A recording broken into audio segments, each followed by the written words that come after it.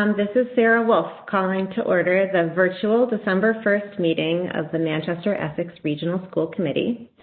Welcome to everyone who's joining us tonight. Thank you to 1623 Studios for recording the meeting and posting it for us. We will begin with public comment. I just want to take a moment to remind everyone that this is an opportunity for comment. It's not a debate.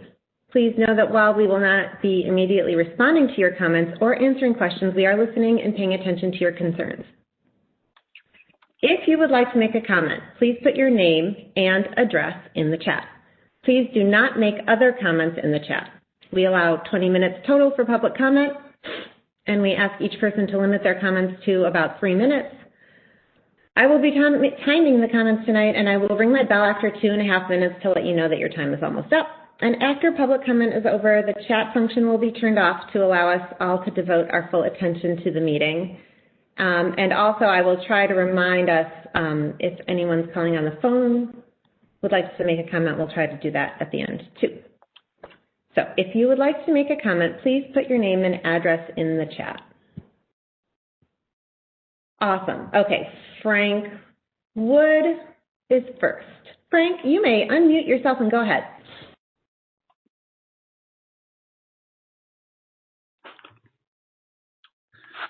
Hi everyone, my name is Frank Wood and I am captain of the basketball team here at Manchester-Essex. I've been playing basketball my whole life, all the way up from the Parks and Rec League to the varsity team now. I am here today to talk about why basketball should be played this winter. Being with the same group of kids every day at practice builds a connection like no other. Some of my best memories have come from the bus rides to and from games, teammates cracking jokes during film sessions, or just joking around with my teammates in between drills. The energy created by everyone being together all the time is one that I cannot miss out on this winter. Without basketball, the days seem to mush together and become the same. Life feels like a never-ending cycle where the only goal is to make it to the next day. There's nothing to look forward to during the school week. Basketball is that activity that we as players can look forward to. There were many days last year where I would get home from school with hours of homework ahead of me, and it's not a great feeling. But basketball was able to give me an escape from that daunting reality. I would be able to forget about the stresses in my life and enjoy myself for a good 2 to 3 hours every day. It gave me a chance to do something I love and freed me from my responsibilities for a little. This escape is needed more than ever during these tough times where stress levels for everyone are through the roof. Kids need to get out and get some physical exercise, as we all know how beneficial exercise is for teenagers' health. That break from the computer screen will be essential for the well-being of our students. I know from personal experience that online school is draining. To sit in the same place for hours on end and then continue to do homework in that same spot is detrimental to students' physical and mental health. And yes, one could say that the transition to hybrid model in the coming weeks could help this, but being together with friends playing a sport is a lot different than being together with friends in a classroom. Being on the court is a much more freeing and social feeling. Sitting in a classroom and being logged on Zoom will not satisfy that social need of a high schooler. Also, I know just how much this team wants to get out there and play. Nobody on this team would risk doing anything that would take away our season, and as a captain, I would strictly enforce whatever guidelines are needed with this team. After our loss to Georgetown in the playoffs last season, we have been doing everything in our power to make sure that does not happen again. Everyone on the team has been working so hard since last winter to be the best possible player they can be when the season comes. I got shoulder surgery back in May, and I've been doing extensive rehab for the past 6 months in preparation for this season. Without basketball, all of this work that my teammates and I have put in will be thrown away, and it'll all just feel like a waste. So, thank you for listening to my thoughts tonight, and I hope I'm able to have the senior season that I've been dreaming of since I was a little kid.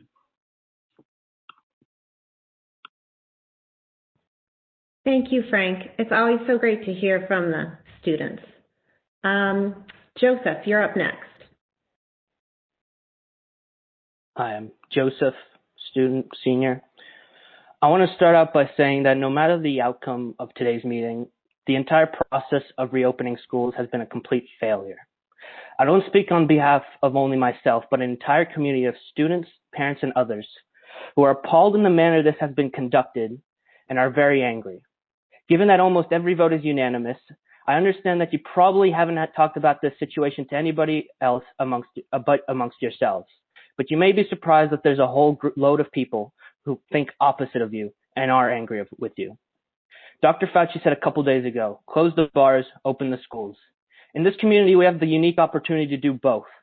Yet we conduct the complete opposite of Dr. Fauci's advice, something that I would believe is completely out of character for this community. If Dr. Fauci or Robert Redfield saw what is happening in our community, they'd be in disbelief. We have had 43 cases of coronavirus total, and for reference, there are 73 people in this meeting right now. And per the Board of Health, we haven't had more than 3 active cases at a time since September. We've consistently been in the lowest risk category, and yet we are only having the discussion of hybrid now. Where was this discussion back in August when the numbers were even better than they are right now? The same data has been around since the summer. Children aren't real spreaders of this disease, and it makes sense, especially in low-risk communities like ours, to reopen the schools. There's only 2 options that could be going on right now.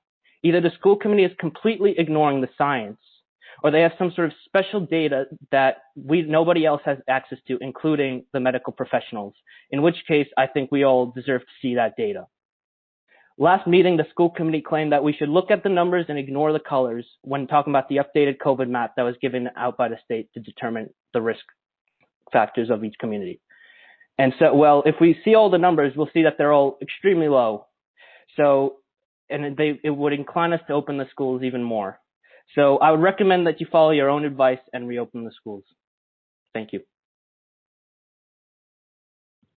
Thanks, Joseph. Like I said, it's always great to hear from the students. And then next up we have Gigi Hewitt. Hi. Hi. Hi, everyone. My name is Gianna Hewitt, and I'm a senior and a 2-sport varsity captain at Manchester. I'm speaking tonight on behalf of my teammates on the basketball team. First, I want to thank the school committee members for their dedication and hard work, especially now when many difficult decisions are being made. Tonight, I'd like to urge the committee to vote to adopt the MIA regulations and allow MERHS student athletes to participate in winter sports. Athletics are an important part of the high school experience and provide so many positive opportunities, which we need more than ever right now.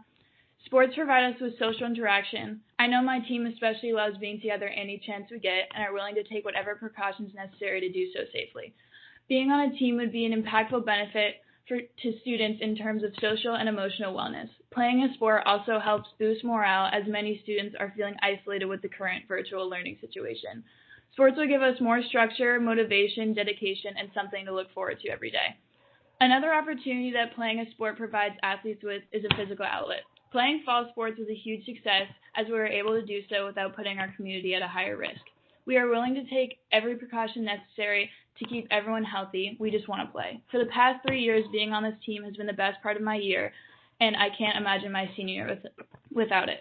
For these reasons and so many more that I will not list for the sake of time, we urge the school committee to allow MERHS student athletes to participate in winter sports. Thank you. Thank you. Okay, next I believe we have the other Joseph.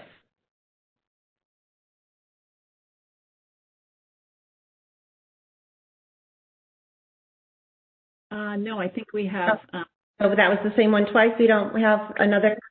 I think okay. Emerson. Okay, great. Emerson, you're up.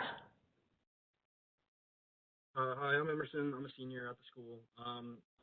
As Joseph and some other students have mentioned, I'm pretty in favor of getting back into school and seeing people again, especially interacting with teachers, being able to ask questions in person, things of this sort. I think it allows for a much greater educational opportunity, much greater quality of education. I just had some concerns based on the limited information that we had about the hybrid model coming into this meeting, and hopefully some of these concerns will be clarified throughout the meeting when the hybrid model is discussed in more detail. But essentially, I was just worried about making sure that since not all students can be in the school at the same time, the level of education on any given day in any given class is the same for remote students and students that are in the classroom, physically learning from the teachers in person. This was just something that I was worried about because as somebody who cares a lot about the educational quality that I'm receiving, I want to make sure that if there's a day that we're reviewing for a test or learning important material, me or my classmates are not put at any sort of disadvantage just because of what group we happen to be in and what day or whether or not we happen to be in school on that day. So yeah, that's basically all I have to say. But yeah, thank you, and I hope that those concerns are addressed throughout the meeting. Thanks, Emerson. And we are going to have an update on the hybrid model tonight. So we will make sure that hopefully we can answer all those questions. And then Maddie Lawler, you're up.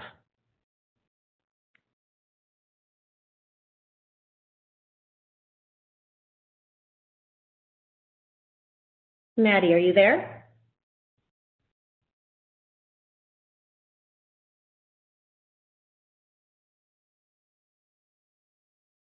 Oh, Maddie's microphone isn't working. Maddie, if you want to type your comment into the chat, we're happy. I know that you're an athlete, so I'm guessing that you are pro athletics happening this winter. Okay, Maddie's the last one in the chat. Is there anybody else? Is there anybody on the phone who wanted to try to make a comment?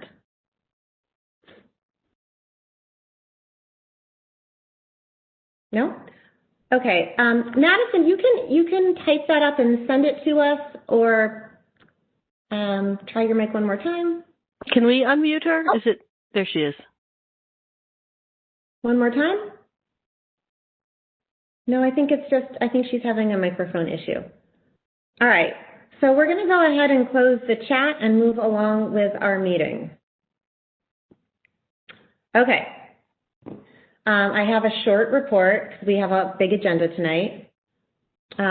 We are aware that parents and students are anxious to get back to school.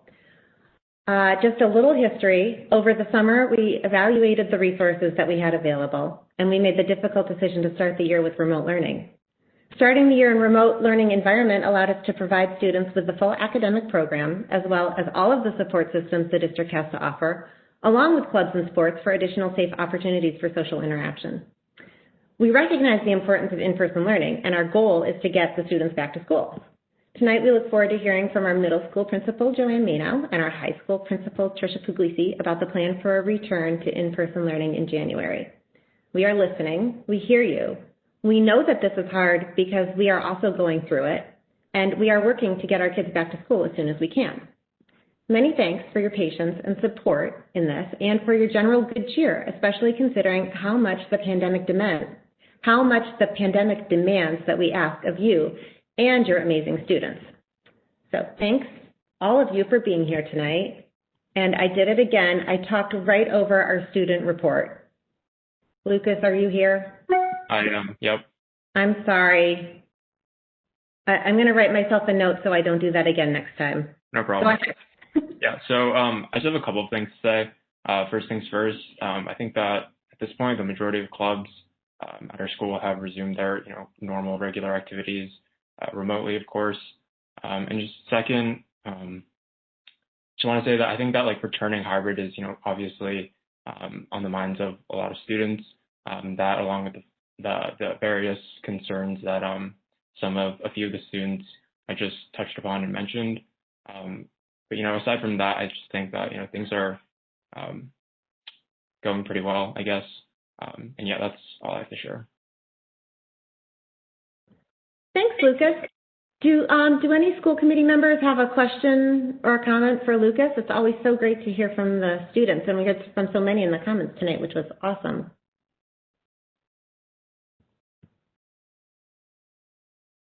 No? Lucas, I guess you're off the hook. Thank you. Thank you. Annie, all right. Tonight. I'm sorry, who was that? It's me. I said Annie and I are going to leave him alone tonight. We won't fire questions at him like we usually do. Nice job, Lucas. Thank you for chiming in. All right, next on our agenda is the consent agenda. Do I have a motion to approve the consent agenda? I'll make a motion. Second? Second. Okay, so Shannon moved, Annie seconded it. Is there any discussion on the consent agenda or any changes to the minutes? Can I just ask that we, in the minutes, reference the more numbers that are part of the consent agenda, which are vouchers, pardon me, just pulling it up, 1019 and 1020. That was a request that we have that in the minute record. Okay. Okay. Thank you. So I'll make a motion to approve 1019, vouchers number 1019 and 1020, right, Avi? Correct, along with the consent agenda in case there's anything else. Okay, it's also the minutes from November 3rd and November 17th. Okay. Can I ask a question? Yes. So there's a discrepancy in the minutes that I'm still trying to work out, but I didn't have time to go back and revisit it. Can I abstain from this because I'm not 100% clear on it yet. Pam and I haven't had a chance to talk through it, or how does that work? You know, which ones was it? Was it the 3rd or the 17th? It was the 3rd, and I just want to make sure that the response was clarified, right? And I know there was some emailing, but I think she and I just need to chat about it Why don't we just pull out the minutes from November 3rd and revisit those next time until you sort out your issue with the minutes? Is that all right? Yeah. Okay. Yeah. Thanks. So what we're voting on is acceptance of the warrants 1019 and 1020 and the minutes from November 17th. That's the motion on the table. All in favor, I'm going to do roll call. Actually, I haven't. Eric, are you here? Yep, I'm here. Oh, great. Eric, are you a yes? Yes. Okay. And Annie and Shannon made the motion. Oh, Pam? Yes. Ken? Yes. Teresa? Yes. And I'm a yes. All right. That's it for the consent agenda. And then I think we have some subcommittee reports, and we will start with facilities. I don't think that we've had a meeting since our last meeting. I think we have a meeting coming up. Okay. So I think all is well. Great. Finance. Our last meeting was November 20th. And you're going to have to help me with this because it feels like forever. I'm looking at my notes. I'm just going to read them kind of as we go. November 20th, which is since the last time we met, we have another meeting, I believe, on Friday morning, this Friday. Yeah. Mm-hmm. So Pam just basically gave an update of where we are for all of the participants in the collaboration group, just kind of where we are, how things are going at the elementary, high school opening at the semester break. And we talked a little bit about budget, COVID spending. Some of the largest spending is behind us in some areas, but not other staffing, which I will remind everyone we do not get any, for lack of a better word, reimbursement from the feds or the state. So districts are carrying that, and that's pretty much the highest cost that any district is incurring at this point. We also talked a little bit about surveillance testing, gave them an update on the fact that we are still attempting to put a program together, doing some research and try to find out what is appropriate and feasible for our district. Relative to that, I think we talked a little bit about collaboration on that and whether the two towns wanted to join us. So I think that that's still up in the air, but it was a good conversation to have with the folks from Board of Health who are also on the call. Yeah, and since we're both small towns, that's definitely a feasible idea. And then we just kind of talked about how we're going to be updating. We're moving into budget season, so this will be a very interesting year to do this. Talked also about meeting with the respective finance committees of both towns. And I believe we have a meeting tomorrow night with the Essex Board of Finance. Why am I having? Yeah, tomorrow at 7, and that's kind of a primer on school budgets and how we build school budgets because they have some new members who may not have gone through this before, and so it's a good meeting. And we have some school committee members that haven't gone through this before, so it's going to be a nice, kind of touch point for everybody.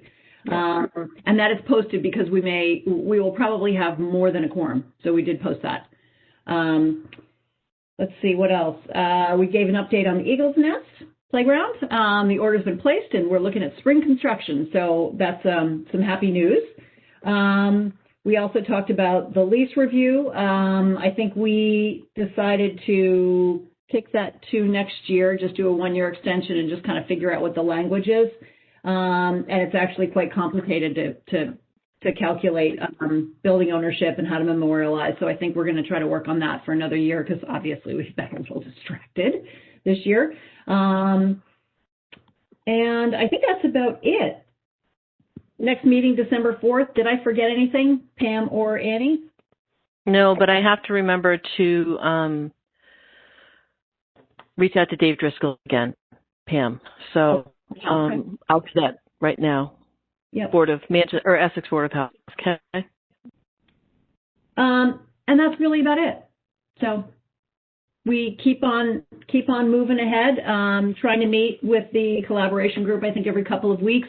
And again, we've got representatives from the boards of health on that as well. Obviously, Board of Selectmen, Board of Finance, both town administrators, and us. So, you know, it's just a really helpful tool to just kind of have everybody sitting at the same table, so to speak, these days. And, you know, just so we're all aware of what's going on in one another's world, because I think you can kind of get blinders on to your own existence. So it's very helpful.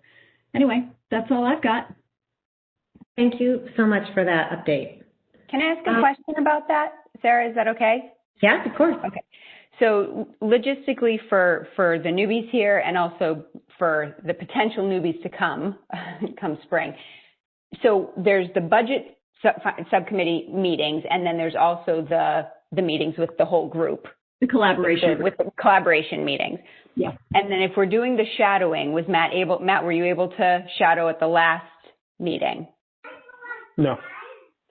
Okay, so are we able to communicate offline if there's 4 of us to set up a schedule for this so that we don't miss those opportunities to be shadowing? Yes, I believe we can communicate offline, the 4 of us, if we're scheduling. Yes. Otherwise, there's no deliberation. And I think, Teresa, you're aware, Matt, I think you're also aware of the meeting tomorrow night. So that's a really good, that's going to be a really good introduction and kind of explanation as to how the, you know, municipal budgets work with the regional budgets, regional school budgets. Yeah. Yeah, I'm just hoping we can schedule the shadowing so that we're both able to hit some of the collaboration and both able to hit some of the plain stuff. So thank you. You know what, I'm going to take responsibility for that, and I'll keep you both updated. Perfect. So I'll put that in my lap, and I'll keep you guys both updated as to what's going on. Thank you, Shannon. You bet. Okay. Thanks, everybody. I don't believe that the policy committee has a report for us. Okay. And the negotiation team has not been meeting, although we have a bunch of meetings lined up for this month as we move forward with the plans for the move to hybrid. And with that, I will pass it to Pam. Thanks, Sarah. Let me just pull up my file. So my report tonight, we'll be talking hybrid with Joanne and Tricia running point on providing an update on where we are for planning at the middle high school. My report is the first meeting of the month, hybrid transition indicator report. So it's just running through the different indicators that we were watching to help us decide when and how and if we could go to hybrid. So it's just a recap of where we are in these different areas. So our number one driving force, and this was mentioned in the public comment, is the state of the COVID metrics in Manchester and Essex, and they remain to be in good shape. So if we look at the map, which has been reconfigured and since our last meeting, so how they're determining red, yellow, and green is a bit different. But the purpose of this, as Annie stated, is just to have a sense of where our region is and where we stand within the region. Excuse me, Manchester and Essex continue to have low incidence of COVID within the 2 towns. On the side, you can see a listing of our Cape Ann communities, or communities that we have significant interaction with. For example, Marblehead, Rockport are our co-op teams, and that will be important in the athletics discussion later on. Beverly and Gloucester are our proximate neighbors, so we keep an eye on them as well. So you can see the majority of communities around our area are in the yellow, which means they are having some significant incidents of COVID, but they're not in the red, which is the highest risk category. Again, we are solidly in unshaded, which hasn't changed over the past few months. So in terms of tracking the COVID statistics from the beginning of the year and the state level tracking, we are good to go in terms of community spread. So that should not be preventing us from opening the schools. Another piece of data we've started tracking since we returned to hybrid is just the incidence of COVID within the schools. Again, very astute public comment about growing body of evidence that schools are not super spreaders. I think that's a generalized statement. When you listen closely, what they're saying is schools have been doing an excellent job of adhering to the guidelines, and the guidelines are mitigating against the spread of COVID. So it's not to say that there's something magical about schools or the population, but we are, schools are acting responsibly and getting the job done with putting in preventative measures. So this is just a snapshot of October and November and how we've done internally with COVID positivity rate and impact of quarantines on student and staff absences. And an issue that we've been watching closely and I'm a little bit concerned with in the coming months, the impact of inability to cover in-person classes with personnel, resulting in the need to flip to remote. It's only happened once so far where we have had a class that had some quarantines within it, including a staff member that needed to go remote for the duration of the quarantine. But for the most part, we've been able to staff each classroom with a backup person if a teacher needs to be out due to personal illness, which is aside from COVID or any COVID-related quarantines. These are probably the most interesting numbers. We've only had 3 positive cases of COVID, and we are confident that they were all externally contracted. They weren't internally passed. And you can see that trend also within the quarantines, where people are having to quarantine. We've had a few instances of a close contact student to student resulting in a quarantine, but even among students, the majority of the students have become close contacts due to something external to the school setting. The same is true with the staff. The majority is staff-to-staff contact, and if you look across the district, the other category would be close contacts externally. So this is just a breakdown. I don't know what we're going to learn from this other than we're just trying to keep track of what the impact is on our ability to operate school. If you remember back to the feasibility study and the initial reentry report, this bucket down here was of concern and continues to be concern. We were calling it rolling shutdowns at that point. It's the whole concept of, do we have enough staff to withstand staff absences and keep kids in school once we've brought them into school? So watch this closely. There's a lot of collaboration on how these are managed, and so far so good with that. So that's the metrics, again, squarely in green. No reason to not move forward because of it. Testing was something that we put in the nice to have category, and there's been a wonderful subgroup working on developing a proposal. They'll be here on 12/15, and right now, in summary, they're creating a proposal to target 6 through 12 students and the entire teaching staff, scheduled to begin post-holiday season.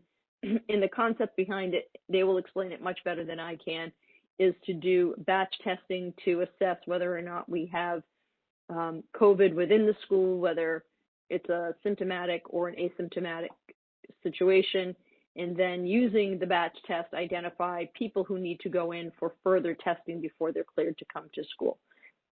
I think the general purpose behind it is surveillance and proactive response.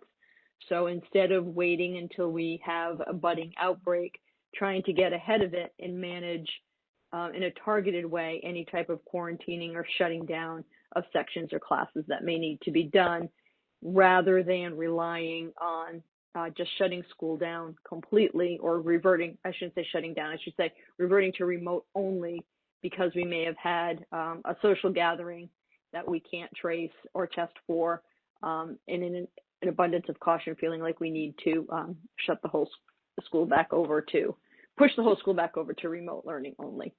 So testing should be an assist to monitoring the metrics and really allow us to stay ahead of the game. The other indicators we continue to watch is staffing. And again, I hope I've stressed this enough from the outset, but staffing is key and has been key to our ability to implement hybrid from the get-go. At the elementary level, we are in pretty good shape. All classroom and support staff needs were met. and we have additional support staff to cover a reasonable number of outages. The biggest concern, as I stated in looking at the statistics earlier, is that we do not have a lot of subs.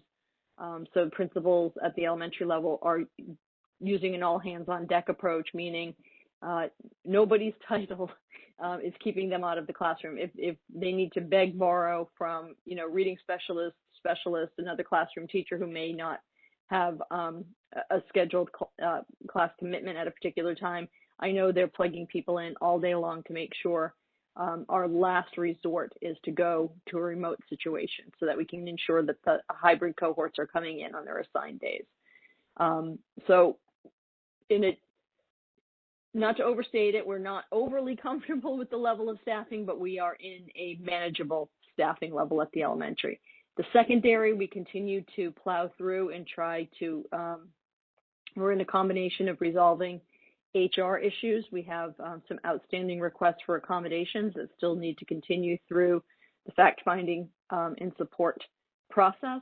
So those resolutions should be coming by the end of the week to allow principals to hire appropriately. And they've already begun going out and hiring proctors/monitors, TAs were necessary, and we posted for long-term subs for staff positions we think may result in leaves of absence. So until we have staffing secured, that's going to be preventative for us to open under hybrid. We are on track to have this resolved before the holiday break. That's why it's in progress and in yellow. So it's not going to, we don't feel like it's prohibitive at this moment. We just don't feel that it's resolved in a green light.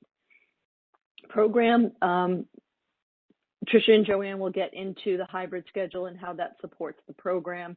But at all levels, we are delivering the core academic program. All subject areas, electives, and support services are being provided. That's always been the goal of our structure, and we can continue to do so at the elementary as we're structured now, and in the iteration of the hybrid that'll be presented shortly. Budget's going to remain a challenge, something we flagged early as well.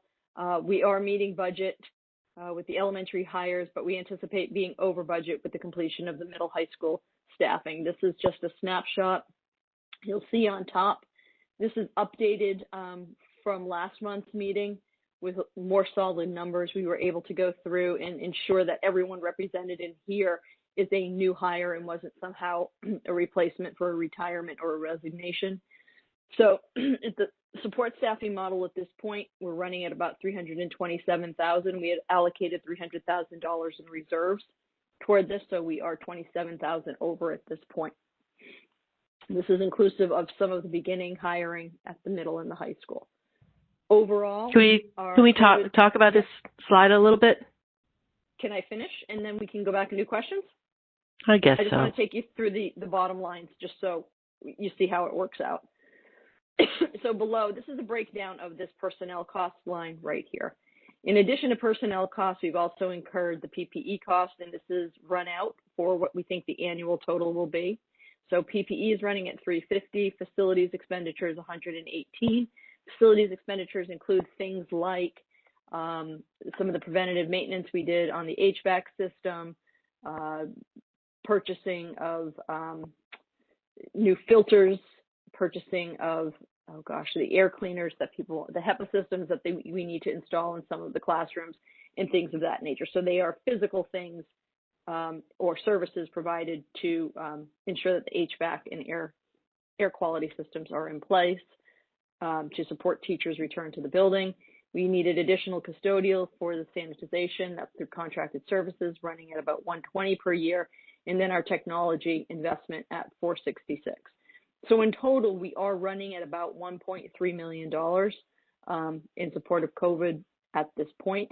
We anticipate CARES and ESSA money at about $403,000, so that's a grant reimbursement.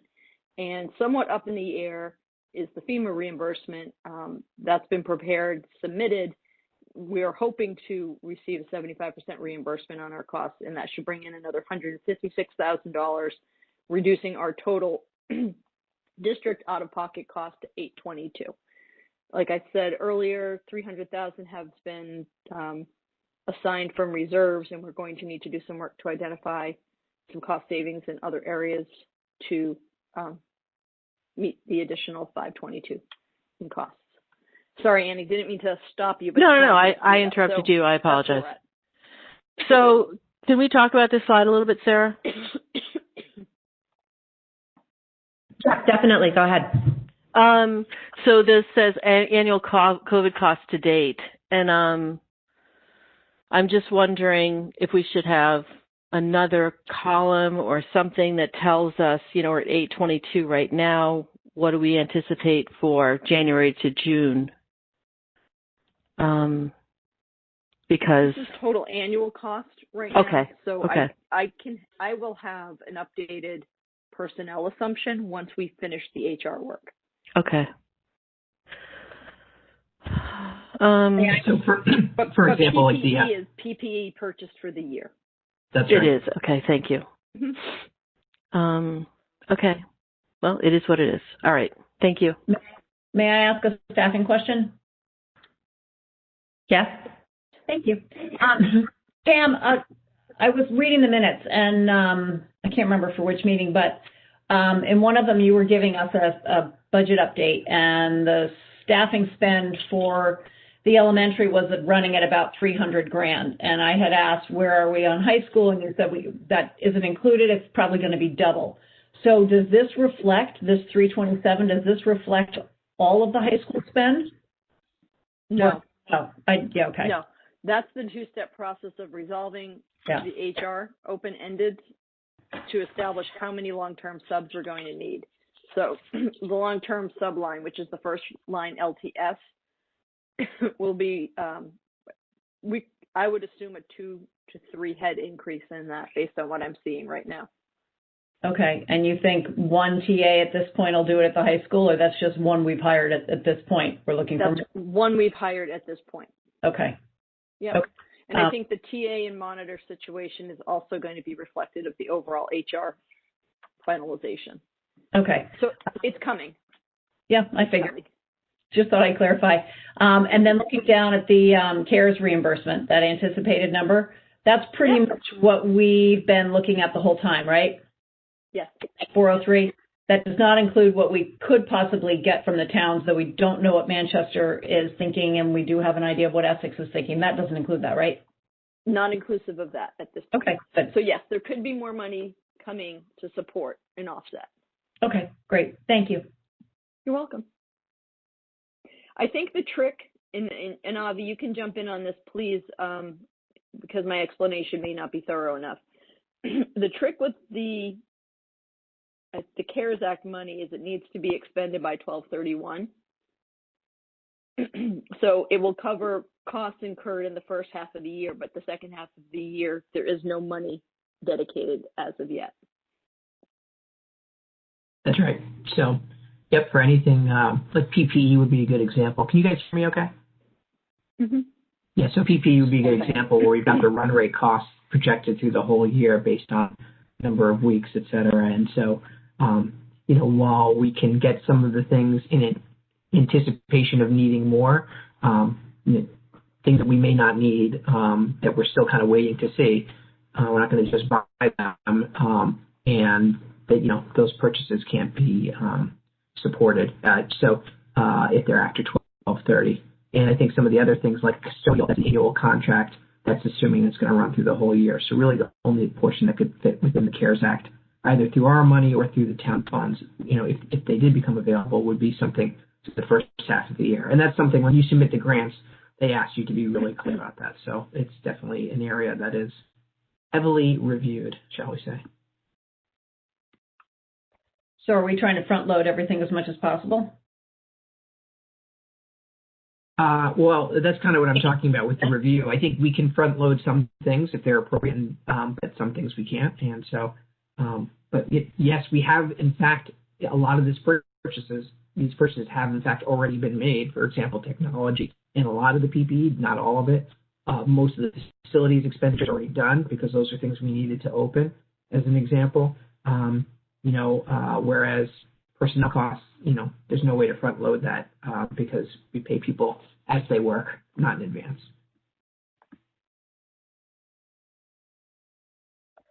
Okay, thank you. So in summary, before we transition, I would say we are in a similar position to where we began in August, which is the COVID metrics work in our favor, but staffing and budget are still obstacles we're trying to navigate past. We're on track to resolve them. So I'm optimistic that we will hit our January 19th open deadline without a problem.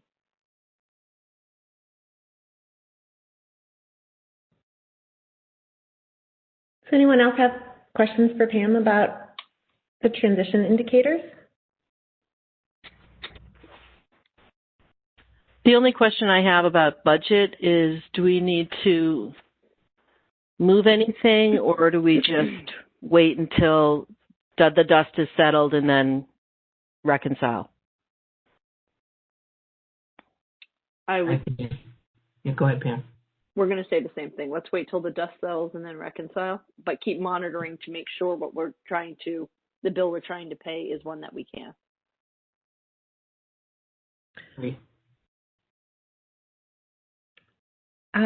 Before we go into the hybrid planning update with the principals, I want to remind the school committee that we're going to hold questions until the end of each presentation. So middle school and high school are going to kind of present together, and then at the end, when they're all done, we can do our questions and discussion.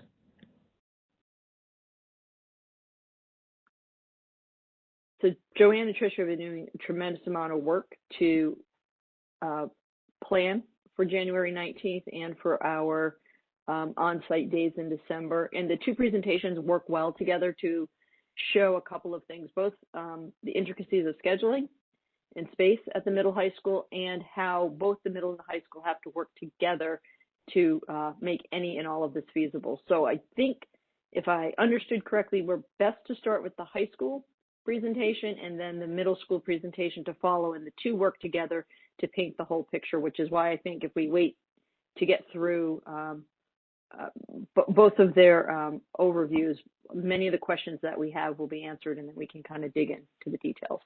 Does that work for everyone? And did I get that right, Joanne and Tricia?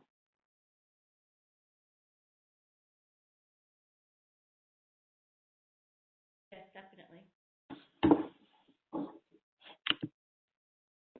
All right, so you're up. I'll drive. Just let me know when you need a slide change. Okay, that's awesome. Well, first of all, I want to thank our students that spoke at the beginning of the meeting. I think it's great that they have taken it upon themselves to voice their opinions. So thank you, Frank, Emerson, Joseph, Gigi, Lucas, and Maddie. I'm just really proud of you guys for coming up. So thank you. And I'm good to go right here. Next slide. I think it is important for us to hear both presentations together because I tend to be wordy, and Joanne really does a great job showing what it all looks like. And when you put the two together, when we looked at each of our presentations, we're like, oh, these really balance each other. So I think it is important to see both before jumping into questions. So we're just starting off. I want to just talk about the social emotional health of our kids and what we're hearing anecdotally and in terms of surveying. And from our guidance department, we're being told that, that kids with pre-existing mental health conditions continue to struggle with isolation. And really with the anxiety of the pandemic. And on top of that, their parents aren't able to maybe access the type of services that were available pre-pandemic or medication because a lot of providers are really overwhelmed and they're just not accepting new patients. So that's a place where school tends to fill the gap for parents and for students. And we also note that our kids that have executive functioning deficits really struggle with remote learning, and that these students really report that it's difficult to feel connected to their students, to their teachers, and that connection is really important. Go to the next slide. Also from the guidance department, students are saying, yeah, we're handling remote learning well. I think they think they're learning, they're engaged, it's synchronous, they're involved with their curriculum. But at the same time, you know what, they miss being in the building and they're making it work. But most importantly, they feel very supported by their teachers in the remote format currently. And then at the same time, there are students that are just like, this is actually pretty good. I prefer remote learning because I'm experiencing less social stress. I'm finding other ways to connect with kids. I'm connecting through social media and on their phones. So I think there's two sides to the coin, and it's something that we're going to be able to manage both as we move forward. So in October, and I want to say that this was in October, so it was before the end of the quarter, it was before it started getting dark outside, it was before athletics stopped for the fall. We asked kids when they were on campus, grade 9, what's going well, and the kids do like the breaks, they like the slower pace, they enjoy their teachers and their classes and freedom and flexibility. And those are pretty typical things, though, for ninth graders, is that it's a change when you come to high school from the middle school in terms of freedom and flexibility and kind of interaction in your classes. Okay. The guidance department also asked them what they want help with, and majority of kids said, no, I'm good, I'm fine. Some kids were managing in ninth grade. This is very common. Homework management, time organization, their classes and their schedule. So the answers were somewhat typical to what we would see in a year that we were in person fully. And then in grade 10, we saw the same types of results. The kids were really enjoying the breaks from the slower paces. They were enjoying their classes, which is very important. Also common getting up later, that later start with not needing commuting they were liking. They liked interacting with each other with the breakout room. So it's interesting that grade 10 was a little bit different, but also, again, age appropriate for a typical year. And then again, kids really not wanting help with a lot, except for time management and focus, managing learning online, wanting less homework, and I think a lot of those things also go along with being in a sophomore in high school. So again, those were just some data points we had. You might ask, why didn't you have grade 10 and 11? Grade 11 and 12 with those slides, and the reason was the guidance department actually focused on post-secondary planning with grades 11 and 12 and how they could best support students in terms of how they surveyed the students. So back when we began all this in August, we talked about what our goal was for remote and hybrid learning. And our goal was to match the typical school day in an effort to run our complete program with appropriate time on learning. And to date, we've done that remotely. We have run 5 full school days a week.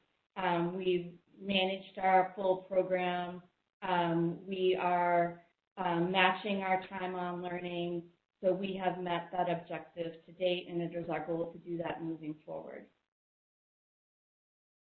So you might ask, well, you presented in August, what's different now than it was then? And there's a lot of things different now than in August. We know a lot more. And, when we looked at the DESE guidelines back in the summer, they originally directed students to limit schools to limit movement in the building, like limit the amount of passing time, limit the time of movement in the building. And we've been watching our neighbors and my colleagues in other districts. I met with them today, as a matter of fact. And people built hybrid cohort models that included 2 days in with synchronous learning and 2 days out with asynchronous learning, or 2 days in with synchronous learning, a day of asynchronous, and then maybe a day that was a combination of the two. some districts looked at block scheduling, and districts that did that, were looking at 90-minute classes. Generally, when you move to a 90-minute block, you have significant professional development to prepare teachers for that type of teaching. And there were schools that had just abandoned that model and just moved back to it based on the conditions we were facing. And, there's struggles with that because your block schedule to take AP English during the fall and AP History in the spring, we're taking both tests in May. So maintaining our current schedule allows us to look at the curriculum over the course of the year. We also were looking at only having 10 students in a classroom, which would have meant either warehouse, well, at that time we didn't think we could put kids in overflow space. It would have meant collapsing other sections to be able to get everything down to 20 or below students. So I think we've been watching other districts. We've learned a lot. We've re-looked at how we can space our classrooms based on what we're hearing others, and I think everybody's kind of adjusting as they move through. So there have been changes since August, and we originally were concerned about our program. We've really been focusing on a way to maintain everything that we do. We are looking at having some in-person days on December 15th and 16th. It's going to be an opportunity to get the kids in school, get them to, see the kids that are in their assigned cohorts, have the opportunity to interact in person with teachers in the building, not just out on Highland Field, an opportunity to go over preliminary safety protocols, just feel what it's like, reconnect with school. During this time, the kids, so cohort green will be on the 15th, cohort white will be on the 16th on the opposite days. They will be asynchronous work, and I should have updated the slide. The times will be from 7:45 to 11:30 on those days. So we'll be sending out far more detailed information about that later this week, but those days are coming up. So in terms of what our schedule is going to look like, I know that's a big concern for students, particularly. On Mondays, we're going to follow our current remote bell schedule because we will be remote along with the rest of the district, and we'll begin school at 8 a.m. Tuesday through Friday, we're going to follow our regular school year bell schedule, and I'll explain why in the upcoming slides, but we'll begin school at 7:45 and we'll release at 2:15. Tuesday through Friday, we will have U-block and 2 scheduled high school lunch periods, which are going to make sense as I get to the next slide. So we looked at the schedule. So Joanne and I have to collaborate on the bell schedule together because they're kind of intermixed. So when we look at our schedule, the thing that drives it is lunch. So in a typical school year, and in this coming school year, we will have 5 lunch blocks that will run from 10:30 a.m., beginning with the middle school, having 3 lunches, and then ending with the high school up until 1:15, having 2 lunches. We know that we need to have U-blocks match the middle school and high school, that their C block and our U block needs to match, so that we can have band and chorus meeting regularly, and the middle school can free up the band director during that period. Now, a lot of kids, I'm sure, will ask, wait, we're only having 4 minutes of passing time? I totally get the question, but the reason that we're doing that is because basically we want kids to go from one class to the other and not to congregate in the hallways. And if we went with 10 minutes, we would have, big groups of kids hanging out in the hallway. But what we do know is that when the kids get to their next classroom, there is going to need to be an opportunity to transition. There needs to be an opportunity for the kids to set up their tech, for the teacher to set up their tech, so that, class can begin. So the students at home will have more than 4 minutes to take a break and kind of walk around. as they do now. So we're anticipating, although we're saying 4 minutes, what we're really talking about is probably more like 8 minutes in between in terms of the text changes. But it's just really emphasizing to the kids, we need you to move from one class to the other and not hang out in the hallways. So we've set up some cohorts. The green cohort is Adams to Jacobson, and the white cohort is Job to Zhao. And there are some reasons behind those cohorts, which is on the next slide. What we needed to consider was all students in the middle school and high school. We wanted students in middle and high school to stay together with families. So we kind of put those together, a list of all the kids, and we found the middle point. We also needed to consider that at some point, all kids are going to come back into school in the hybrid. It might be in March or April when everybody decides to return and not, some kids are going to choose to stay remote in January and February. But we had to look at the long term so we weren't constantly redoing things. And we do want students to know they do have the choice to kind of change between hybrid and remote, but they need to do it the week before by notifying the dean of students and saying, I'd like to make this change. We want to emphasize that kids can't wake up on a Tuesday morning and go, oh, it's raining out, I think I'm going to be remote today, on a day that they're supposed to be in school. They're supposed to be in school. They should come to school. So this next part is a little, I'm going to try to keep this clear. So we have 230 sections during second semester. So 230 separate classes occurring during the semester. So if you double that, because there's a green cohort and a white cohort, it's 460 cohort sections, I think is what I named them as. 24 of them, if all kids come to school, have more than 13 students of them. Remember, 13 is the number of students that will fit in the classroom. So it's 5% of our section. In the case of a class, the cohort section, so my B block green has 14 kids in my AP biology class.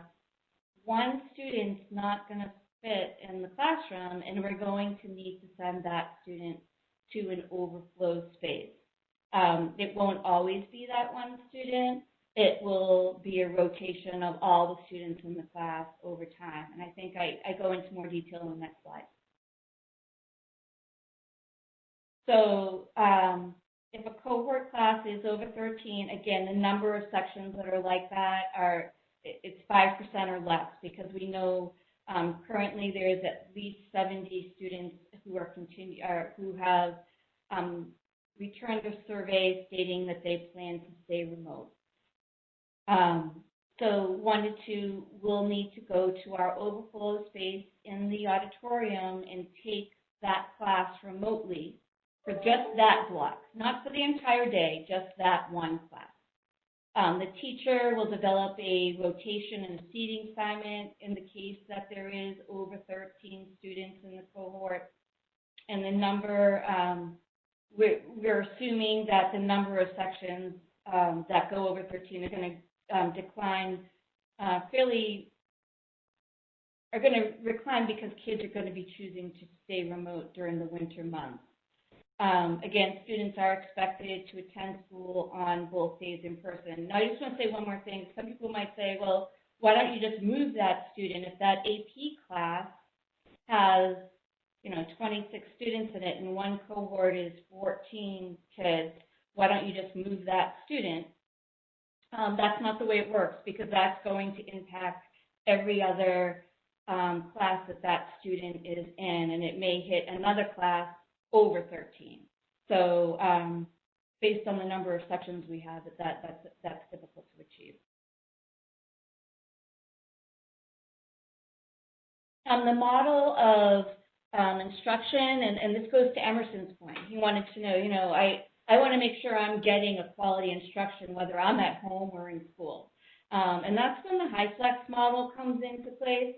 And what we talk about with that is that the idea starts with you're making sure you're engaging the kids at home. But then the way you interact the two groups really is dependent on the teacher choice based on the day.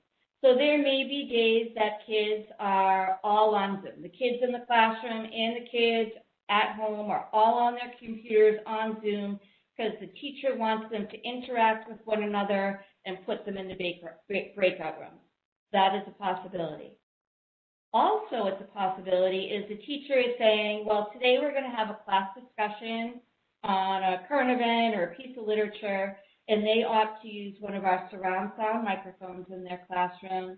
The kids in the classroom are not on their computers. They're using the sound and the microphone from the teacher's computer, and the kids at home are displayed on the smart board so that they can all have one large class discussion. So there's autonomy for the teacher there to kind of decide what's going to work for their class on a given day at a given time.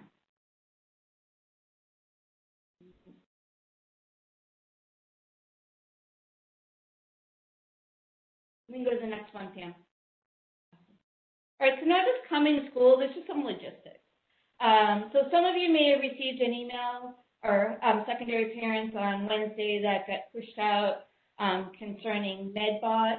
MedBot is an app that will be kind of pinged each morning for families. It's an electronic form that just affirms that your child doesn't have any COVID-19 symptoms. And Joanne's going to go into that in far more detail and actually show the app. So in terms of arrival to school, it will look a little differently. You know, students can't come to school until 7:30 if they're driving or being dropped off. We just don't really have spaces for the kids to be and for people to oversee them. Students driving or being dropped off are going to ask to enter the doors at the high school that go directly in the high school wing from the student parking lot. Those will be unlocked in the morning and then re-locked and alarmed once students have arrived. Students that arrive on buses will arrive to the front of the building, and they'll go directly for the high school to the auditorium until their first block. Now, the buses need to arrive by 7:15 in order to use the 20 minutes to clean and disinfect prior to going out on their elementary school route. Students need to wear masks at all times on school grounds, except during mask breaks for lunch, which I'll talk about in a bit. And then in order to kind of divide where students, the majority of students are entering into the high school, staff will enter through the front doors of the building. At dismissal, students will exit the closest marked exit from their classroom, and they're going to be told not to congregate on school unless they have a structured activity on property. Students can bring their backpacks and lunch boxes to school. They'll place them next to their desk when they're in classes. This really isn't as uncommon as what they do in a typical place. High school students tend to carry their possessions from place to place and not to use their lockers. But they will not be using their lockers, and they should not be sharing materials between one another. Students will be asked to come to school with 2 masks, one to wear throughout the day and just another in case there needs to be replaced. But teachers will have extra masks in the case of an emergency. Lunch is fascinating for the high school because we'll have approximately, if all students were in, it'll be 120 students per lunch that will be looking to social distance. So students will either be assigned to the cafeteria, gym, or auditorium for their lunch. They'll eat at individual classroom desks that have been set up in the space. Upon sitting, there'll be a QR code that they'll scan on their desk. The reason why we ask them to do this is so we know where they were sitting on a specific date and time, and we can allow for contact tracing in the event that it's necessary. while at lunch. They're going to be expected to be seated in their space. They can't get up and walk over and socialize with other students. They need to stay at their specific desk where they originally sat down. They can get up to throw away supplies or food. Masks need to be worn in that event. And at the end, you'd have to be in high school lunch to understand this, but there's a thing like kids love to line up at the doors to get out to get to their next class. We will actually be dismissing them by row from their seats, as opposed to allowing them to congregate in front of the doors. We'll be clearly marking the hallways with traffic direction and distancing. Between classes, teachers will just be making sure that kids are social distancing and wearing their masks. And we'll be sending out information and videos about the routes prior to kids coming back, lots of directions. In terms of the classrooms, we've removed all non-essential furniture to really maximize that space, and we've reconfigured it about 1,000 times. Kids really can't move the desks around the classroom. We're going from, going away from rows and things to, like, we had collaborative spaces, and now we're going back to rows. Students will have assigned seats in their classroom. They will be in alphabetical order. The reason for the alphabetical order is to keep similar student cohorts together throughout the day. And again, always looking to social distance in the classroom. This is what a classroom looks like in the high school. Joanne's going to show other pictures of this, but this is one of our classrooms set up. You can't see the far right side where there's another row of desks. But the desks, these are 6 feet apart from center to center. And you'll see in the front there's a spot for the teacher to be able to walk up and down and in the front. But as you see, desks are not that far away from one another in terms of setting them up center to center at 6 feet. And again, our classrooms are pretty small, which is why this looks that way. We'll always use healthy practices, hand sanitizers in the rooms.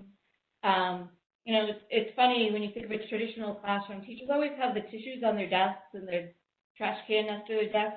We're going to move those things away from the desk, which you wouldn't think, I don't know, you need to think about those things so that they're away from the teacher desk and they're more near the entrance.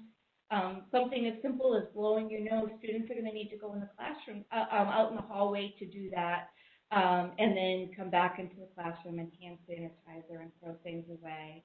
And there may be new times if a student does maybe have some sort of congestion that they may need a new mask.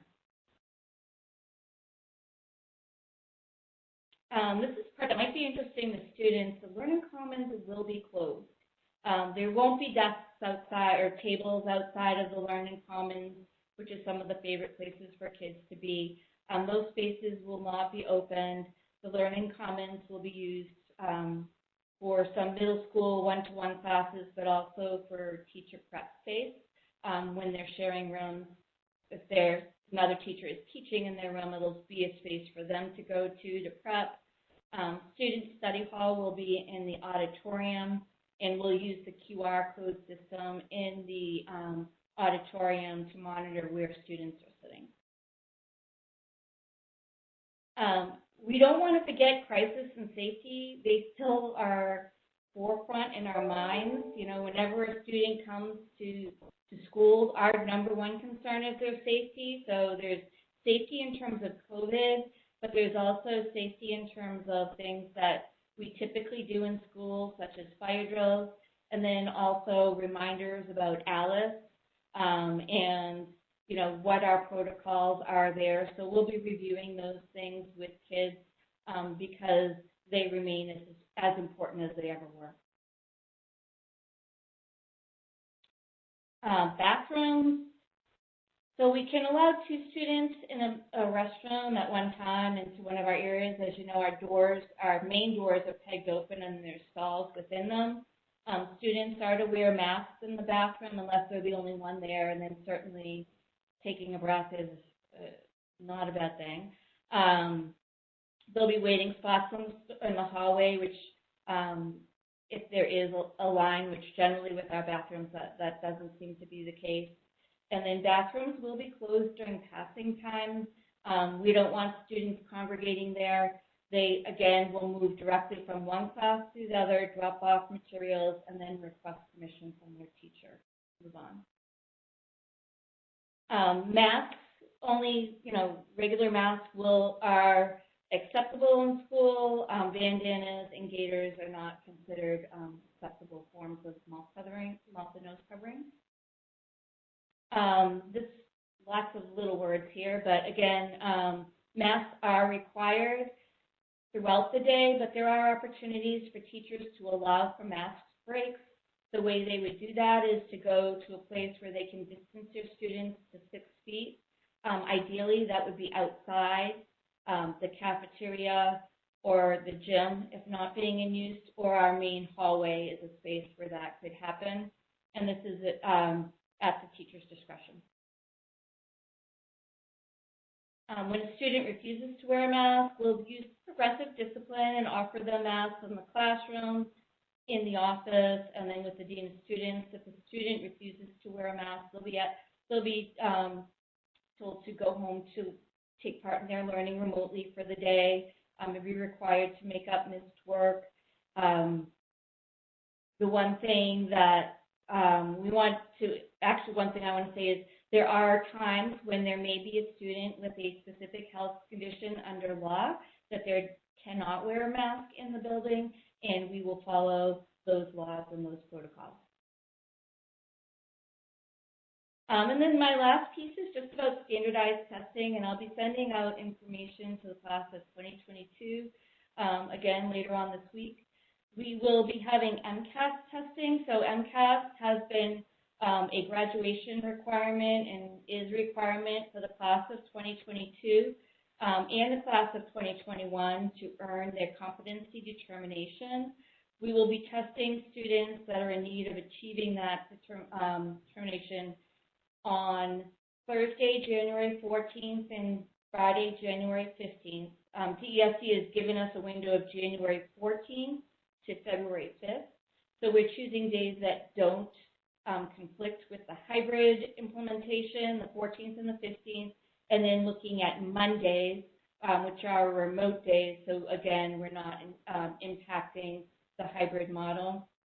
The one day that will impact the hybrid model in some respects is PSAT testing, which will take place for the class of 2022 and some members of the class of 2023 on Tuesday, January 26th.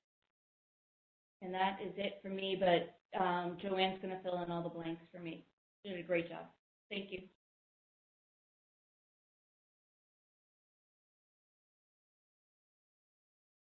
Hi, everybody.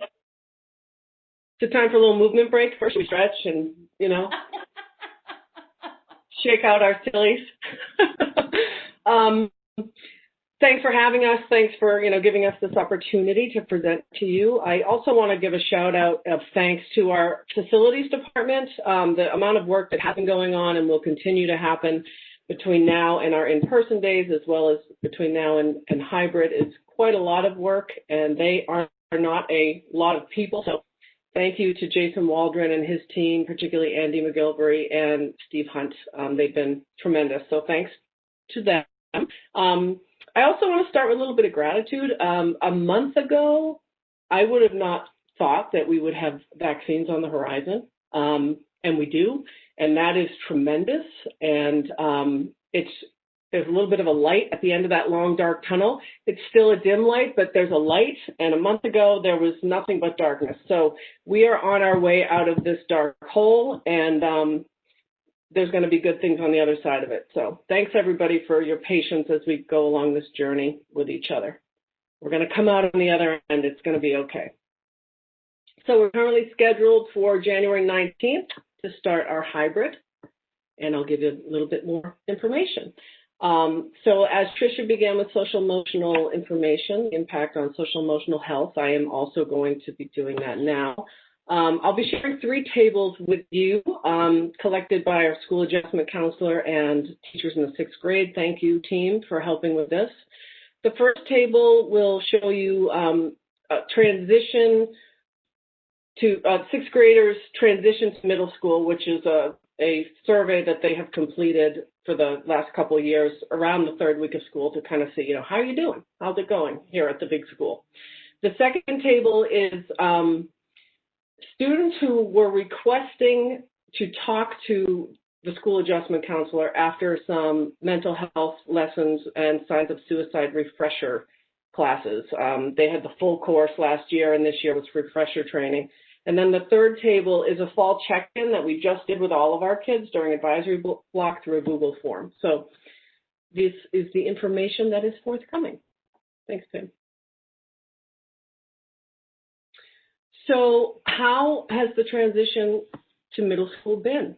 Has it been easy? Has it been okay? Has it been difficult, or has it been other?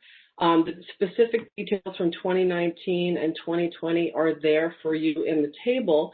But in summary, what we have is that in 2019, 91% of our 6th graders said that the transition was easy, okay, no issues.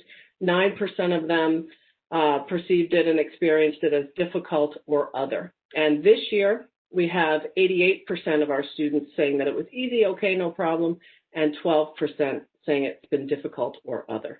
So a slight uptick in difficulty and downtick in students considering it an easy transition. So this table gives summary of students who, after receiving mental health training, signs of suicide training, what to do if you are experiencing issues yourself, what to do if you are worried about a friend. There's an exit ticket in that lesson that says if you would like to speak to someone immediately or at some point throughout the week. So in 2019, after this training, we had 1 initial contact, and from that contact, 2 referrals came. So what this is a student may say, I want to talk to someone right away. And then they sit down and they talk to our school adjustment counselor, and they may be talking about themselves, or they may say, no, I'm fine, but I have a friend I'm worried about. Or they may say, I'm not fine, and I also have a friend. So it's an increase from 2019 of 3 total initial contacts or referrals to 6 this year. Not huge numbers overall, but definitely an uptick from year to year, and something important for us to make note of and make sure that we're following up with. And our school adjustment counselor, Erin Brahms, is doing a tremendous job with this and providing support to students and families.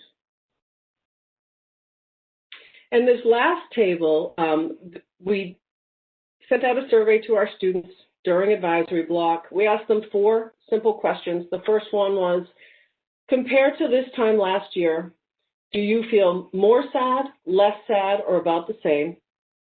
Second question, why? We just said why, because we wanted to see what they would say. We didn't want to lead them into any direction. The other question was, compared to this time last year, do you feel more stressed and anxious, less stressed and anxious, or the same, and then why? So in summary, what we have is almost 65% of our students said they feel either the same or less sad as they did at this time last year. And 35% of the students said that they feel more sad. In terms of anxious and stressed out, 55% of our students said that they feel about the same or less so than last year. And 45% of them said that they are more so, more stressed, more anxious than this time last year. We've got about 340 students. 280 of them responded to this survey, so that's about an 82% response rate, which is really pretty good. So we asked them why. What were their whys? Students who said they were less sad, stressed, or anxious said it was because there was less homework, there was more free time, they were not having to see people. The introverts among us are happy with this remote learning, and they just find online learning to be easier.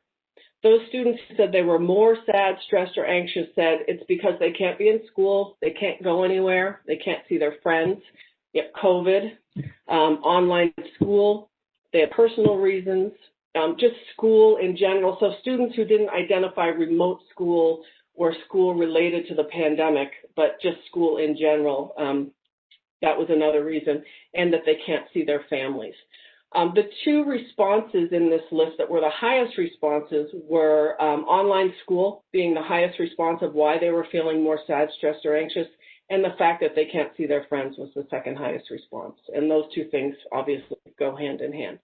So in a nutshell, there's some things to be concerned about. Our students are, in general, feeling a bit more stressed, more anxious, and we're hoping that entering the hybrid is going to help that with the majority of students. We know that there are some students who will come into the hybrid model and it will exacerbate things for them, and they may decide they want to stay remote, but you know, we're really hoping that the majority of kids their social emotional needs are met somewhat by simply being able to get out of bed, leave the house, see their teachers, see friends, even if it's from a distance with a mask on. But just a little sense of normalcy we're hoping will help them. And we'll obviously do more dipstick assessments once things get rolling to see where we're at. So similar to what Tricia reported, we have two cohorts, a green cohort and a white cohort. We're splitting all of our grades down the middle with the same last name dividers. And the breakdown for grade is here in front of you, about 50 kids in each cohort at 6th grade, 57 in 7th grade, and 64 in 8th grade, with up to 13 students in the classroom. And some students will remain fully remote, so these numbers will be slightly different. Classrooms, 13 students in a classroom. Here are pictures of a middle school classroom and a high school classroom with desks 6 feet apart, center to center. You can see that looks like a normal classroom. I mean, it doesn't look like a socially distanced classroom. That middle school classroom on the left there, in a typical year, we can have 29 students in a room. So imagine fitting in an extra number of desks in order to have that many kids. So when kids are moving between desks, moving to get to their seat, they'll be moving up those narrow aisles and passing their peers. So they will be socially distanced, but we're pretty much at capacity here at 6 feet. So Tricia mentioned overflow space. We will need to use overflow space, and there's a lot of information on this slide right here. So I'll just quickly take you through. So overflow space will be the auditorium. I'll show you some images of that. The auditorium and overflow space will be monitored by proctors while students are on their computer connecting remotely to the classroom. Our teams of teachers will create the overflow list so that it's equitable, so that the same groups of students aren't always going to overflow space. And because the need for overflow space is fairly small in some classes, it won't be very often that a student is going to overflow space. Students on IEPs with supported classes as an accommodation on their IEPs will never go to overflow spaces. They will always stay in the classroom with the classroom teacher, with the co-teacher, or with the teaching assistant. So what you have here, the formatting is a little bit off.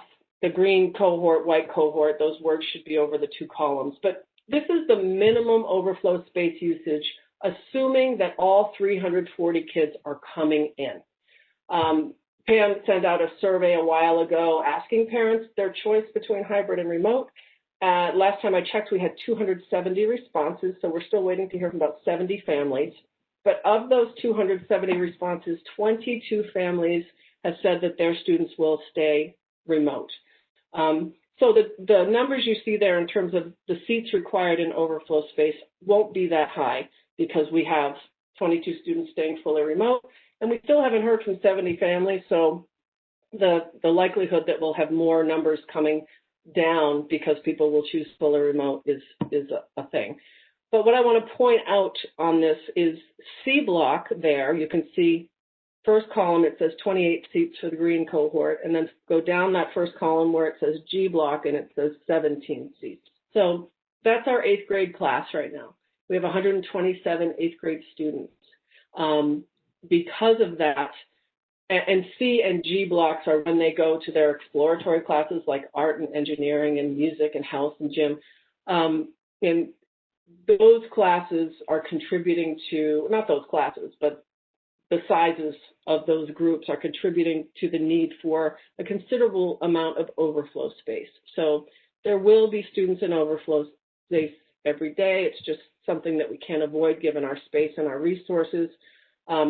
This will also be likely on our in-person days coming up in December. It's just a fact that we have to deal with. It's an unfortunate fact that we don't like, but it's par for the course, unfortunately, with the situation that we're dealing with. And these overflow numbers also represent if all teachers are in the building all day, every day. And that won't happen. We will have teacher absences for a variety of reasons. Anytime that a teacher is absent, their classes will have to go to the overflow space for the day. And the reason is we have 6 proctors. We're looking to hire more. We've just hired some proctors, so we're really excited. Proctors seem easier to hire than teaching assistants or daily subs because their qualifications, we don't need to worry about master's degrees and teaching certificates. We essentially need some capable, able bodies that are willing to be there, who like kids, who will be friendly and uplifting. And during that lunch block, the 10:30 to 1:15 time of the day, which is more than a third of our day, we have 5 locations that need proctors. We have the cafeteria, the gym, the auditorium. The cafeteria actually has 2 sections, and then we have recess. So that full third, more than a third of our day, will require proctors to be available, which means we won't have proctors to put in a classroom when teachers are absent. Now, there may be some days where we can place a proctor in a classroom here or there. That's really going to depend on morning phone calls and teachers that are absent that day. So it'll be a moving target and something that obviously we will always try to support the students in the most effective way possible and try to avoid overflow space. But overflow space is just a reality. It's something that we'll need to be doing. And this is the overflow space. So we have a wall. Those of you who have been in the auditorium, you know it's a big space. We have a dividing wall that we can pull. You see it, the gray wall there on the left behind the seats. That's the space the middle school will use. And behind the wall on the right there is the space that the high school will use. We will also be able to set up a lot of desks on the stage. And, we get to know our kids really quickly. We know them already now, actually. Our proctors will get to know them, and we will inform the proctors because we know there's some students that won't work well sitting in an auditorium seat like this. They need to be on the stage in a desk. And we'll be sure to identify those students quickly to make sure that they are set up as effectively as possible in order to engage with their class. Keep in mind, if a student has to go to an overflow space, it's not for the whole day. It's for one instructional period. Teaching teams will work together to make sure they're not sending the same student from English that they sent from math, as an example. The gym will be used as overflow space for lunch. So what you're seeing there is a photograph of the Y program. Those desks are not 6 feet apart. They're much greater than 6 feet apart. So we'll be able to fit about 45 desks in the gym. And both the middle school and high school will be using the gym for lunch. So the cafeteria, which I'll show you in a minute, we can fit about 50, 55 seats in there. And even though my cohort in 6th grade is 50 kids or possibly less, I'm not comfortable putting 50 students in one room together with masks off. So what I will do is I'll split that 50 into 2 groups. I'll have half of them in the cafeteria. I'll have the other half of them in the gym. And then the open section of the gym is available for gym classes. And here's the cafeteria. So students will be sitting in individual student desks. They're socially distanced. They will be numbered. They will be assigned. There will be QR codes. Kids will go out to recess, but we'll work in terms of, in having them line up and funnel out.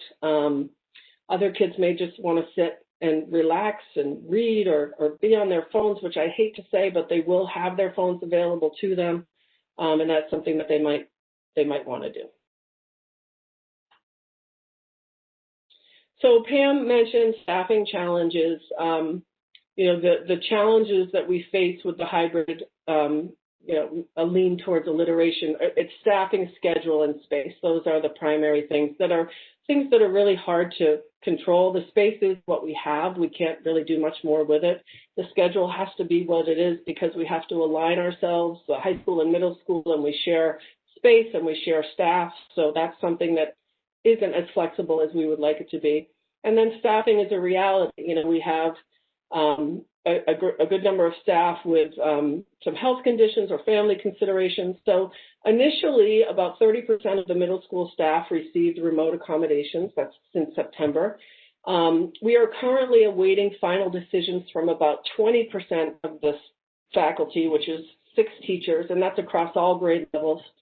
And we're waiting for decisions to be made about whether or not they would like to accept increased PPE and come in, or if they will be choosing to take a leave of absence. I don't have a crystal ball, but my projections are that I will need to hire at least 2 or 3 long-term subs, and we have posted for those positions as anticipated openings. And as Pam said, we hope to have final answers within the next week or so. And then, I'll be hitting the ground running and doing what I can to hire some long-term subs to fill the teaching positions that will be left vacant by teachers who will be taking leave. So the schedule was one of those S's that is a challenge, and this is just to show you side by side that they look different, right? The schedule on the right is the current remote schedule, and the schedule on the left is our typical rotating schedule that we use every year. 7th and 8th grade students are familiar with it. It won't be something new to them, and we'll work to help our 6th graders come up to speed. On Mondays, when we are fully remote, we will follow the remote schedule that we're in right now, so that's something kids are accustomed to. But on those days when your child is in the remote position of their hybrid, they won't be staying with the same remote schedule. They'll be following the schedule that's on the left. And the next slide gets into some specific differences between the two. So the difference being the school day starts earlier and ends a little earlier. So we'll be in 7:45 to 2:15, as we always have. The classes will no longer start at the top of the hour, which is really handy right now for remote learning. There's not a lot to remember, 8 o'clock, 9 o'clock, 10 o'clock, it's 45 minutes. You have that 15-minute break. The transition times on the actual paper written schedule, as Tricia was referencing 4 minutes, those black and white times are very short, but we know that the transitions are going to take much longer than that period of time. We'll be asking our students to transition directly to their classes, wait on bathroom breaks, and then there'll be a period of time where teachers need to set up their new Zoom for the next class. Kids need to set up, just the general things that happen with transitions. There might be some bathroom breaks happening. So although the hybrid schedule looks much more rigid and as my father-in-law used to say, the bus is leaving, kids at home can relax a little bit in knowing that there will be more time. But it's going to be a transition, and I'll talk about that in a minute. Lunches will be a half an hour instead of 45 minutes, and they will start at 10:30 in the morning with 6th graders. Keep in mind their school day will start at 7:45, which means they probably would have been up by 6 or 6:30. So they get hungry by 10 or 10:30. They're actually ready to eat at that time. So seems early, but they adjust pretty well. Advisor block and office hours, which are currently at the very end of the day, will be before the end of the day. They'll be right after E-block, which is something that was necessary because of shared staff and all that. And Mondays will follow the remote schedule that's currently in place. Arrival and dismissal, Tricia went over a lot of it. Students who arrive by bus will enter the cafeteria, and I have a picture that we will show you. We are asking students that are being driven or arriving by car not to arrive before 7:30. They will not be allowed into the building before 7:30. So that will be a bit of an adjustment for some, and for others, that might be just fine. They will enter the side entrance unless they come to school late. In that case, they will be entering the front doors, but we are cleaning constantly.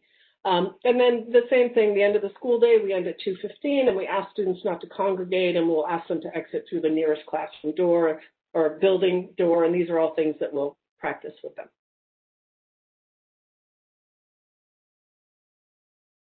So before coming to school, Tricia mentioned My MedBot, and teachers are familiar with this, and parents of children who are currently in school learning.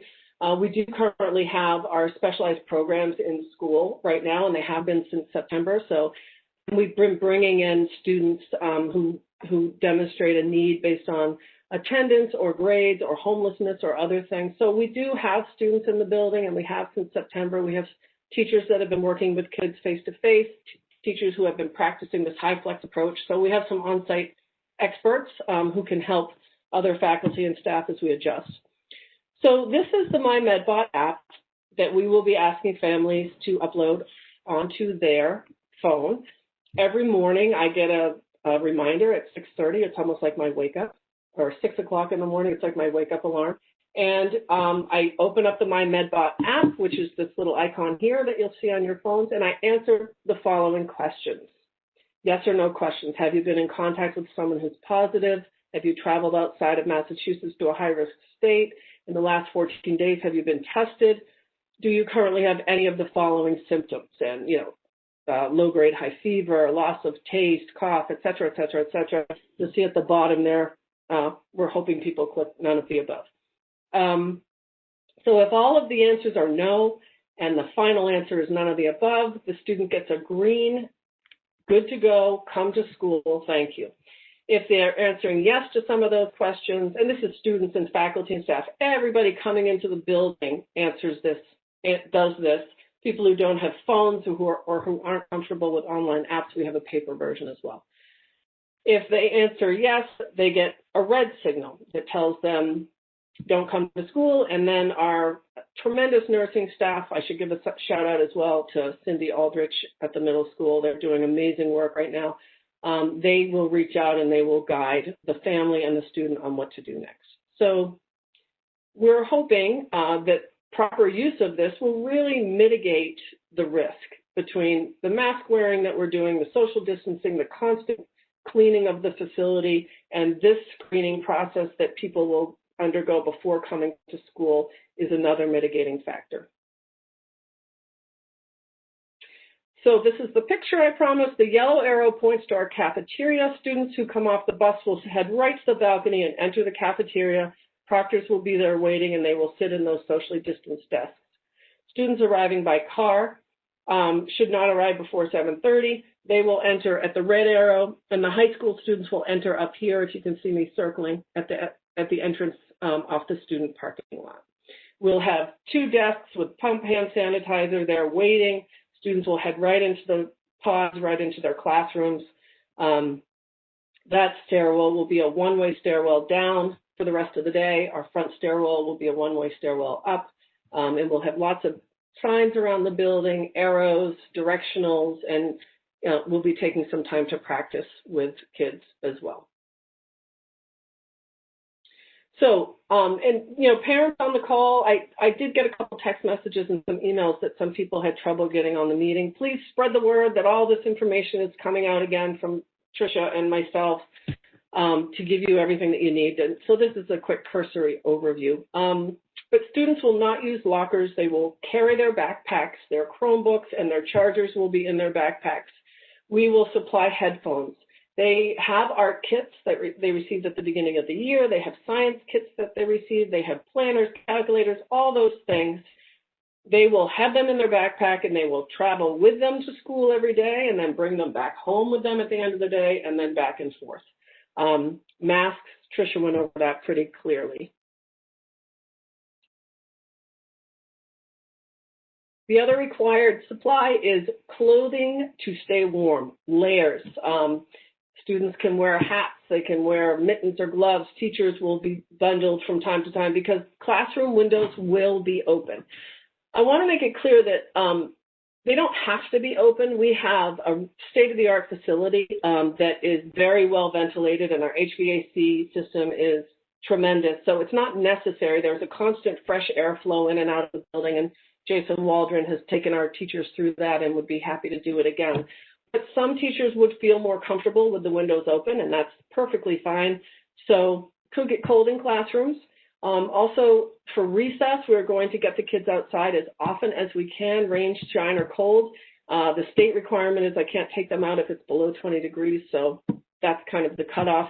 And then Jim, Corey Krajewski, our PA teacher and SEL teacher, she plans to take the kids out as much as possible. She's got sleds, she has snowshoes, she can use the golf course. So we want to get the kids outside. We want fresh air in the building, so we're going to be asking you to send in some really warm clothes and layers for them. So all of this said, teachers have been doing a tremendous amount of work, and I'm really, really proud of all of our teachers and the work that they have been doing with remote learning. As Tricia mentioned, our time on learning hasn't taken a beat.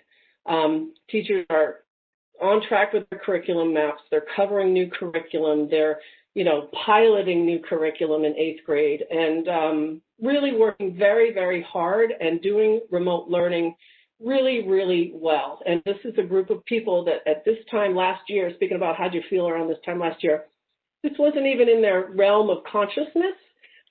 Technology skills were all over the place in terms of what people were comfortable with or what they didn't use. And now I would venture to say any single one of our teachers could give a lesson and training in remote teaching. That's how much they've learned. That's how far they've come. And they're really feeling like they're in the groove of things, and it's clicking and it's going well. Well, that groove is going to just have a bit of a hiccup. There is going to be some transition time with the hybrid, and we all just have to expect it and be ready for it and know that a new groove will come, but there's going to be an adjustment period. Just adjusting to the new schedule, adjusting to, kids in these days, staying home other days, practicing with social distancing, escorting kids or showing kids how to use the traffic signals that we'll have in the building, sanitizing down teachers' workstations, sanitizing desks. All those things are going to add to transition time. They're going to take away from time on learning. Teachers moving from Zoom to Zoom while the kids move room to room. Those are things that are going to add some time to the schedule. Addressing students that are in front of them, taking attendance of the students in front of you and taking attendance of the students that are on the screen. And, wait, what? Who's here? Who's not here? Technology hurdles. Kids will need to charge their devices frequently. We're going to have outlets all over the place. But these are all things that are going to add time to the school day that don't really have anything to do with academics. So we ask for your understanding and your patience, and just let's all settle into the knowledge that this is going to be another transition and another adjustment. But you know what? We should be good at those by now because we've been doing a lot of it, and we will get there, and everything's going to be okay. So the next monthly in-person days for the middle school are Thursday the 17th for the green cohort and Friday the 18th for the white cohort. Parents, I want to remind you, I'll be sending this information out to you in complete detail, so you'll have all that you need to have. The school days on those 2 days will be 7:45 to 11:30. Kids will meet their teachers, they'll see their classrooms, they'll get to practice some of the social distancing and safety protocols, and just what I'm hoping is a relaxed day where everybody just takes a nice big collective breath and works through the day and we lean on each other and we let the kids know, hey, we're trying this out, here we go. You might have some better ideas than what we have, and we're going to listen to you and get your input too. And that is it. So now Tricia and I are ready for your questions, and we'll have answers. All right, school committee. Thank you, Tricia and Joanne, for that presentation. That's just so much information to take in. I know you have been working so hard. So school committee questions, go for it. I have a question. I had a bunch of questions on my little sheet here, and you guys have answered all of them. So thank you. And I should actually say before I ask my question that I cannot even imagine the amount of work that this took. Tricia, I know you love to put together schedules, but I'm sure this tested your love of schedules beyond what you could have possibly imagined. So I thank you. This is like a giant puzzle to put together, and I can't even imagine how you did it. So thank you. actually, I have two questions. My first is MCAS. I know that has been kind of controversial. How are those going to be administered? Is that going to be like 6-foot in-person social distancing? What is the plan for that? I've been I don't know, I feel like the guidance coming out of the state has been kind of all over the place. So I'm going to ask you guys directly. So yeah, the guidance out of the state is a little bit all over the place, but we do know that they are requiring a competency determination for the class of 21 and 22. So we have 5 seniors that are new to our school that will need to meet that requirement to receive a diploma from the high school. And then we also have the class of 2022, and I really believe that all students should have every opportunity to meet or exceed the expectations of that test. So we plan on doing it actually in large groups.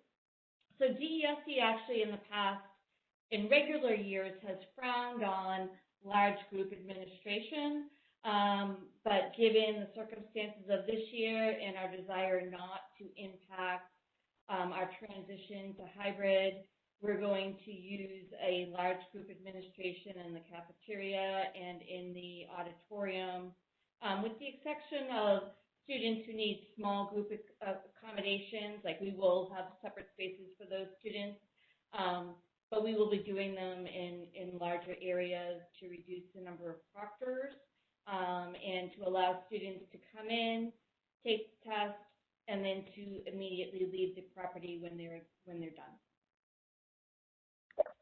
And I guess the same question for the PSAT, are we doing the same? PSAT, yes, as well. Okay. So my next question, and this is going to be kind of controversial because we talked about it in the last school committee meeting. I know we talked about the possibility of sending the kids back to school before the Christmas break or before the holiday break. Can you talk a little bit about that, like what that might look like? Just if it's possible, how is it possible?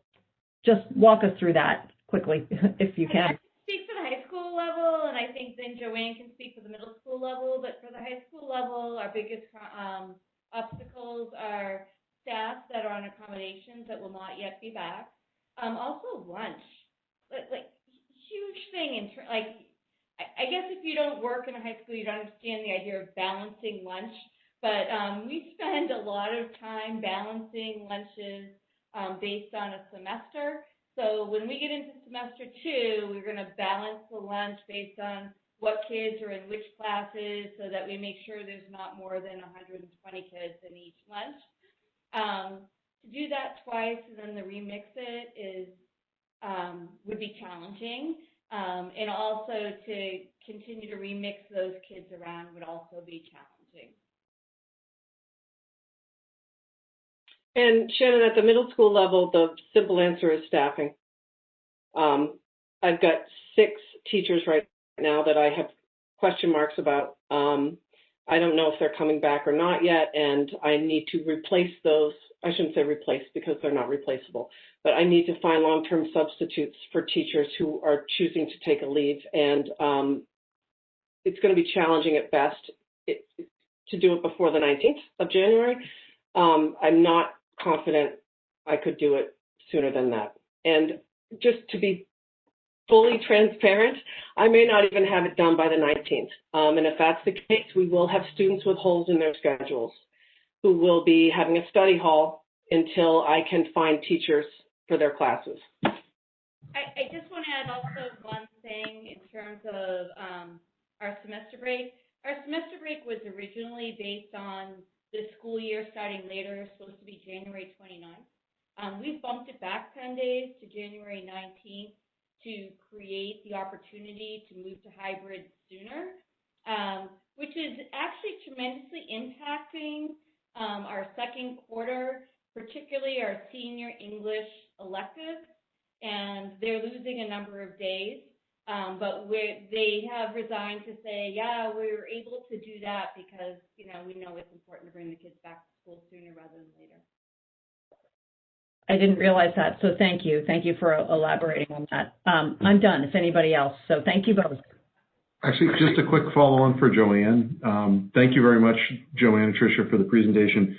Joanne, just for perspective, 6 teachers that you've got to find long-term subs for, what's the total number of teachers within the middle school? Just for frame of reference. 35. So it's about 20. 35. Yeah. Wow. Okay. So I was going to say that explanation, because that's come up an awful lot about how do we get back in sooner, and it is a challenge on a lot of different fronts. So one of the things we said throughout, we need to have the staff and need to be able to manage, and that's really a key item. Tricia, you didn't have in your presentation how many staff you're down, but is there any sort of feel you've got? So we currently have 9 staff out on accommodations, and I believe at this point there are 2 that are, we're still not sure in terms of the January 19th date. Okay. Yeah. Oh, this is a significant piece. Thank you for that. While I'm talking, I had one other question that kind of comes. I know we have athletics slated for later on, and we heard from Lucas earlier talking about that most of the clubs are going and meeting remotely.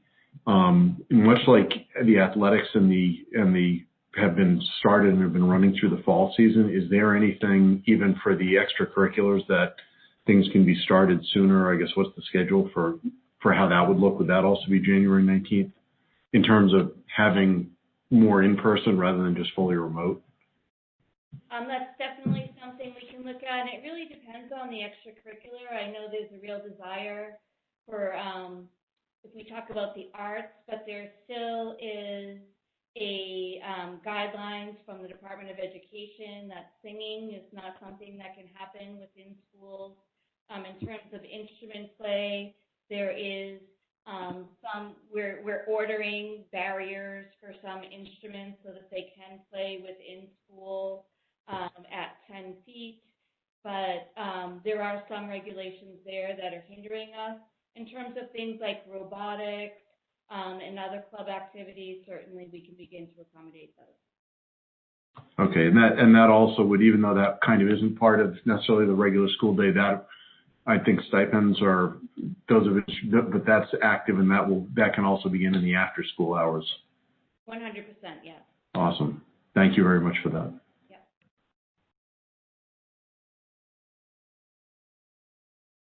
I have a couple questions. This is Teresa. Hi, Teresa. Hi. So my first question is about the cohorts. The elementary schools, I know initially the plan had been district-wide to make the cohorts straight down so that all families were in that. But my understanding is that the elementary schools, when they went hybrid, did allow some work to accommodate for different pods that had already been established and things like that. So when we're talking about the cohorts at secondary and that impacts childcare for some families, is there any wiggle room, or how are you planning to address that? Is that needing to be dealt with at elementary, or what's the protocol for the families that are saying, oh, shoot? I think go ahead, Joanne. No, go ahead.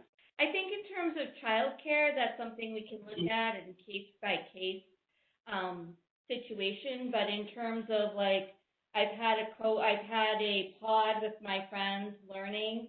That's really something at this point we can't, like, in terms of high school kids together learning, that's something we can't accommodate. But in terms of helping parents with childcare, that is certainly something we can work with. Yeah. Yeah, and I can understand that, not accommodating high school pods. I just mean in terms of accommodating families that have already made shifts at the elementary level for that. So thank you. Yeah. Okay. We haven't received a lot of requests either, Teresa. So, and the ones that we have received are really quite reasonable, and we will take a look at it. It does create a domino effect throughout the schedules, and it then can displace other students. So we will definitely consider it, but we just have to be considerate of everybody being impacted. Absolutely. So people should know to make a request and that it would be dealt with on a case-by-case basis if that needed to be the case. Okay. We'll do the best that we can to accommodate families, certainly. Of course. And then my second question is about the attendance. So I just want to clarify. So the focus would be if someone's participating in hybrid and they're supposed to be there Tuesday, Wednesday, and you want to do it week by week if they choose to go remote, and yet we still have these overflow issues, and also they have to reply in by MedBot. So if something goes wrong and they're not allowed because they're having a sore throat that day or something, how does this work? Is there some flexibility with that, or is it really cut and dry? No, I can totally talk to that. I mean, if MedBot says you can't come to school, that's information we're going to have from the nurses, and certainly we prefer that the child stay at home on those days. What we're talking about in terms of attendance is a student that wakes up in the morning and says, I'm not going today. At that point, we're going to have a referral to the dean. The dean's just going to have a conversation with the student and the family just to find out what's going on, and then to reinforce that, we don't want kids flip-flopping back and forth. Certainly, we understand there are times when kids are going to be sick, and the parents should call the child in sick or call the child in and say, my child's not feeling that great today, but they might be able to just listen in on classes. So there's definitely flexibility there. We just don't want, kids just waking up and saying, hey, I'm not going in today because I don't feel like driving in today. And that sounds kind of callous, and I kind of know that, but I think that's just my high school mind thinking in terms of how kids think. So we just want to set a stage that we want some structure to what we're doing to really be able to support our teachers in terms of maintaining appropriate attendance and actually preparation for classes. Okay. So if someone so you're saying there is some flexibility, though, for instance, with illness and such, if they could participate remotely, but it wouldn't be wise to send them in, that might still be an option on a case by case. Yes. They Okay. Call us. Parent needs to call us. Yep. Okay. I just have two tiny quick ones more. One is, I know at the middle school, at least, the homework level has been really reduced for hybrid to get kids off the screen and out the door, playing outside or doing whatever you have, and really accomplishing the work of school during the classes. And teachers have done a really great job of doing that. When we transition to hybrid, are we going to see less of that? Is there going to be a transition toward more homework as well, or how is there a balance at that point? I think our goal will be to continue in the vein that we are in. That said, it may have to be a wait and see because in terms of what we're going to be able to cover with content, we still want to have a robust, rich academic experience for the kids. And because of all the time constraints that will be in place with the hybrid, there may be a need for increased homework, but we'll have to wait and see. Another thing I want to point out, too, that I meant to mention is that, so the high flex model, and Tricia mentioned this, she said teachers have autonomy. The high flex model is students in front of you, students on the camera, you're doing things simultaneously. But teachers will want to and will need to have some time with the students in front of them sometimes where they're doing hands-on activities, they're doing labs, they're doing artwork, they're doing writing, whatever the case may be. And, it'll be like, some teachers may be like, today, you guys in front of me, we're taking a break from tech. We're going to good old-fashioned roll up our sleeves, pen to paper. And the kids on the screens would have some independent teacher-directed work, which is not asynchronous work. And especially at this time of year, kids have learned a lot of skills. They can be a lot more autonomous at the guidance of the teacher. So there may be times where parents are looking at their child and it looks like, wait, where's your teacher? Where's your class? What are you doing? But it's because that child's been directed by the teacher to do something independently, checking at the beginning of the class, checking at the end of the class, whatever it is. So that's something that will be a reality. It won't be daily, but it will be something that will be a reality. And I just want to put it out there so that people understand the difference between asynchronous work, which is not at all ideal and not anything that we want to do. Our teachers recognize that they're an essential element to learning. So the difference between asynchronous work and independent teacher-directed time that the kids will be having. Thank you. And of course, they'll be aware of and sensitive to the fact that some kids won't be having those flipped to come in for 2 days. Yes. So they really have three groups. They'll have the green group, the white group, and then the group that's remote, Yeah. So it's like three separate groups of learners. Okay. And then my very last question was about the tables, Joanne, that you had shown at the beginning. the table number 2 about the referrals after the SOS teachings. Yeah. Table 2 didn't have N numbers for that or percentages. So I was just wondering what numbers we were looking at, because it's such a stark, I mean, it's a doubling, from 2020 to 20, from 2019 to 2020. So I'm wondering if we're talking about percentages. So, do you know offhand the size of your freshman class, Tricia? I want to say it's like 125. No, my freshman class is actually smaller than I've ever imagined a class being. It's at 99. Okay, so that's the private school and things like that. So, but last year's 8th grade class, I want to say was 114, if I'm remembering properly, and this year's is 127. So that's the N number, factoring in, students that maybe have been absent on that day. And I don't have the exact number, but I know I could get it and let you know what it is. I mean, do you think that this is reflective of, a twofold increase here, a doubling of these numbers is reflective? It's not over-exaggerated because of the numbers of students per class or anything like that? No, it's not over-exaggerated. Okay, that's what I'm asking. Thank you. That's important. Thank you. Yeah, I just got a text. It is the grade level numbers, and these are not percentages. These are actual numbers of students. Thank you, Erin. And this is what we just said. So I have some questions. Kids at risk, this slide here, not everyone self-reports. And I wonder if you could both speak to some of the concerns we all have, because I know that you guys are worried about the holidays and what's happening right now. Can you just tell us some of the things that you're doing beyond the measuring, but what are the actions we're taking to kind of address some of these concerns that we're seeing? Yeah, so the actions would be, depending on the information received, a safety screening to see if the student is in immediate need of attention through crisis intervention or hospitalization, reaching out to parents, encouraging families to pursue counseling, outside counseling, students who are already in outside counseling, encouraging those parents to sign a release that allows our counselor to speak to the outside counselor, so that school and the rest of the world can be aligned.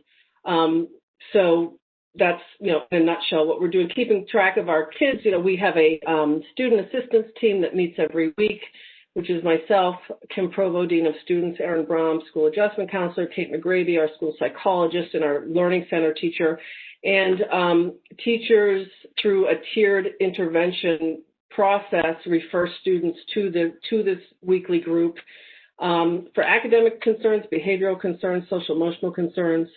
From there, we'll do things like observe students in classes, talk to the teachers a little bit more, get more in-depth information, reach out to families, and we do anything from changing a schedule to right now in this current environment, reaching out to families and saying, we want your student to come in.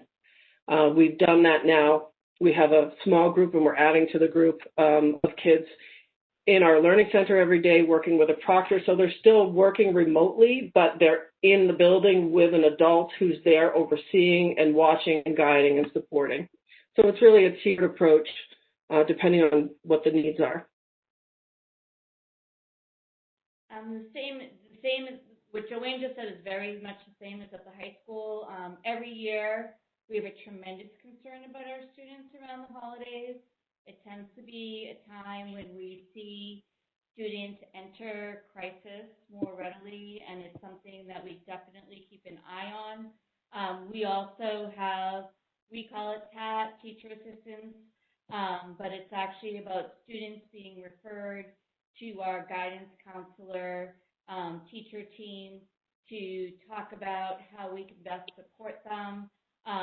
We also have our CCI program, which is our connection actually to the juvenile court system. We're able to learn about more students who may be having crisis within the community, as well as from our SRO, Andrea Locke, who provides us information about students who may be in crisis in the community. So between everything that Joanne just said, we have the same at the high school. And again, I think with some older kids, we may have some different issues in terms of interaction with the community and outside organizations. I think another thing to point out, Annie, is that this doesn't mean 6 children are suicidal. That's not what that number means. That means that 6 children are using what they're being taught, and they're reaching out to help from adults. So the training is showing to be effective somewhat, and I know students don't self-report, but their friends report. And that's tremendous. So it's working in terms of flagging some issues that could be concerning. Can I add, Adam, just to what Joanne just said, in terms of the SOS program, we use it at the middle school and the high school. We'll be using it in the spring. And the acronym is ACT, and it's kids learn to acknowledge their friends' thoughts, to show caring, and then to talk to a trusted adult. And we've seen kids use the skills they've learned at the SOS program to help their friends and their peers.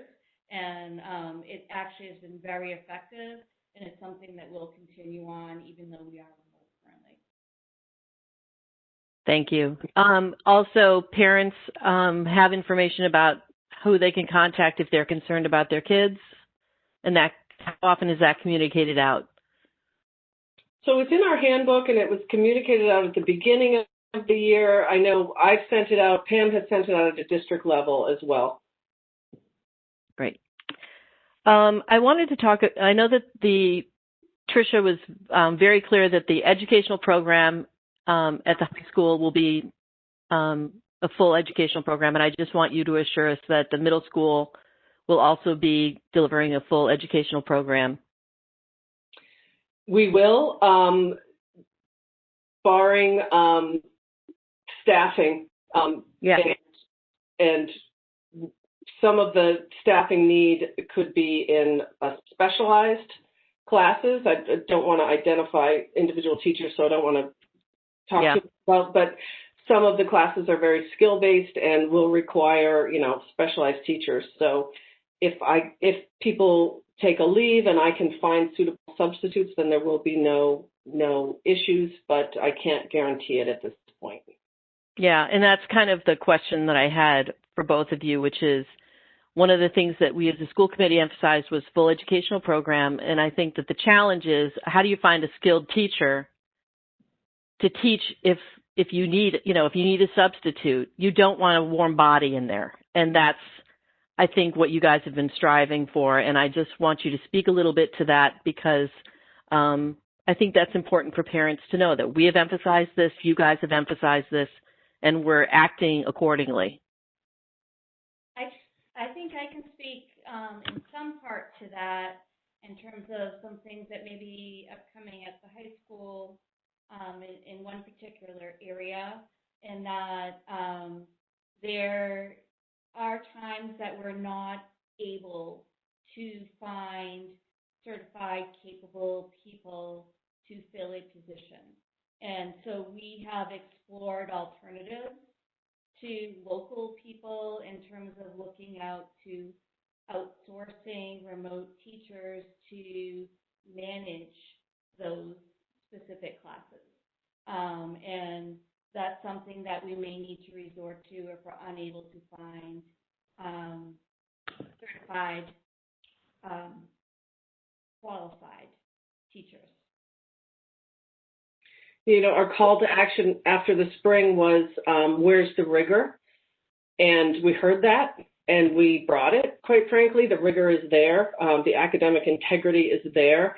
And now, quite understandably, the focus is shifting away from academics, not completely, but it has to, just by the very fact of, what the hybrid will look like. we're shifting more towards social emotional health. Social emotional health is always really important for us. So the hybrid will hopefully address that somewhat, but it will mean some loss of the academic integrity that we've put in place right now. I want to piggyback, and I know Annie probably has more questions, so I just want to just piggyback on this one, and then I'll let you finish. Which is just, I know that I'm going to hear from parents who will say, "What if you had done this in the fall? Couldn't you have found those teachers faster?" And I can answer it from talking to other school committee members from other towns that did not seem to be the case for them, that some of the neighboring towns, when they moved to hybrid in the fall, had trouble finding teachers and have had to rely on some subs and outsourcing. But I want to ask you that question. I can tell you anytime you need to look for a teacher in August, it is difficult. You're not going to find the best teachers at that time, particularly in some high needs areas where there are few teachers available. So I know from my colleagues, they have struggled deeply in those areas. You know, in hindsight's 2020, right? It's always easy to look back on the past and judge what's happening in the current. As Tricia said, we've learned a lot from the fall. We had no way of knowing in the fall that schools wouldn't be super spreader events. You know, bring 500 people into the building. Hey, that sounds like a good idea in the middle of a pandemic. You know, you guys made a smart, measured decision for the safety of all. So, you know, and schools that did launch the hybrid, I'm on the phone with my colleagues, the majority of them have asynchronous learning happening. So students, they're in the school 2 days, but the days that they're not in the school, a lot of their work is asynchronous. Some of the synchronous work that's happening is in more of specialized programs like algebra and things like that, but there's a lot of asynchronous time for kids that we haven't had and won't have in our hybrid because we have been able to hone our skills really well in terms of teaching and learning during remote learning. Thanks. Not to interrupt, but I think it's worth mentioning that our hiring pool would have been 16 plus teachers at that point in time, as opposed to the more modified number of 2 to 3. Right. Thank you. Yep. I just have a couple quickies. Go for it. Where's the Y going? We're working on that with them. That Okay. won't be an obstacle. Yep. Okay, great. And then I just wanted to note, Pam, you sent us out an email with just the calendar for December, and you all are having a virtual town hall on 12/8 at 5 o'clock. Is that correct? And that's for parents. I wonder if you could speak to that a little bit. Yep, it's going to be a Q&A. Information should be going out on that tomorrow with a request to submit questions ahead of time. So this will be structured like the elementary town hall was back in August, and Joanne and Tricia will be our guests of honor answering questions about the hybrid. Thank you. I just want to say I was really impressed with this, and I'm so glad that you guys have kind of kept true to the promise that you made to us to bring back rigor and to bring the full educational program, because I think in the long term it will be what our kids need. So thank you very much. Can I ask a follow-up on that based on what Annie was asking too? So, and someone explained to me why this isn't making sense to me. So if we're looking at the concern of losing the staffing concern, potentially to the point of either having open sections, like Joanne was saying, in middle school, or having to outsource for remote learning, why wouldn't we just use the teachers that we have and allow them to teach remotely? Like, that's the part I'm trying to figure out, the ones that are already skilled at this and that are already in the system. Are we looking at that? Is that not a possibility? Like, why would we outsource that if we have teachers willing to teach, but they're not willing to teach in the building? I can maybe jump in a little bit. I can't speak for the district, but there is a tremendous cost to that. If you're talking about 14 to 20 teachers deciding to stay remote, and I think if the option were open, maybe more would choose that, that you would need to be hiring proctors to be in each of those classrooms.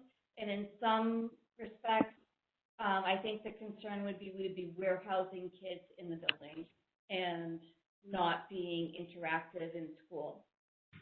That would be my I agree, but if it's if the alternative is that we're warehousing kids to outsource remote learning from other areas, I don't see that. Help me understand the difference. This might be a question more for the district level. I'm not really sure. I'm just trying to wrap my head around why we would do that. And I know that there's different levels of having to approve, Pam, that you're dealing with, of course, having to approve the leaves and stuff like that. So not to get into individual cases or, we would probably need to set some time aside, and we could certainly go through a session with the school committee on FMLA, FFCRA, qualifying for that. Essentially, you have to qualify not to perform your essential job function. Mm-hmm. So what we're teasing through is the difference between qualified leave and desire to take a leave. And the accommodation cannot be made available to everybody who wants to work from home. Of course. Okay, so in part because the core function and the core benefit of returning to hybrid is, as is being articulated, is to have the benefit of time with your teacher. Okay. So if we just flip the whole thing where we have the entire staff, which we're trying to bring back kids to connect with, working from home and remoting in, you're achieving no benefit from having the hybrid. Sure. So we're still looking. Oh, sorry. Go ahead. Childcare, other than to provide childcare, which is a critical service, but one that we would have to. I mean, I think we ran the numbers at one point. You're probably looking at 25 to 30,000 plus benefits per classroom. Mm-hmm. So I think the numbers were extensive. Okay, so I think part of my revisit that. Yeah. Part of my confusion might have been that I guess I was thinking of like those potential 6 at the middle school level, for instance. I was assuming those were all medically needed, not needed so we're still leave going as opposed through a qualifications period. Okay. So this is all still a little bit fluid on that part, the staffing. Yes. Okay. Yep. Thank you.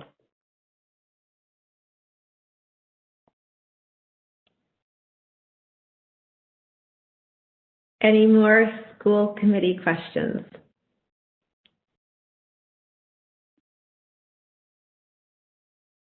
All right. Athletics is next. Athletics is next. Hey guys, can you hear me? Yes. Thanks for the opportunity again to speak with you, and thanks to the student athletes that spoke to begin this meeting. So just quickly a fall recap. I think if you spoke with any student, any parent, anyone that was involved with fall athletics, they would say it was a huge success. In September, we spoke about the student athletes and their leadership, and it was evident throughout the season and their dedication, their persistence with adhering to the guidelines. And it certainly made my job easier. And we obviously didn't have any cases, so that was obviously a huge success for us.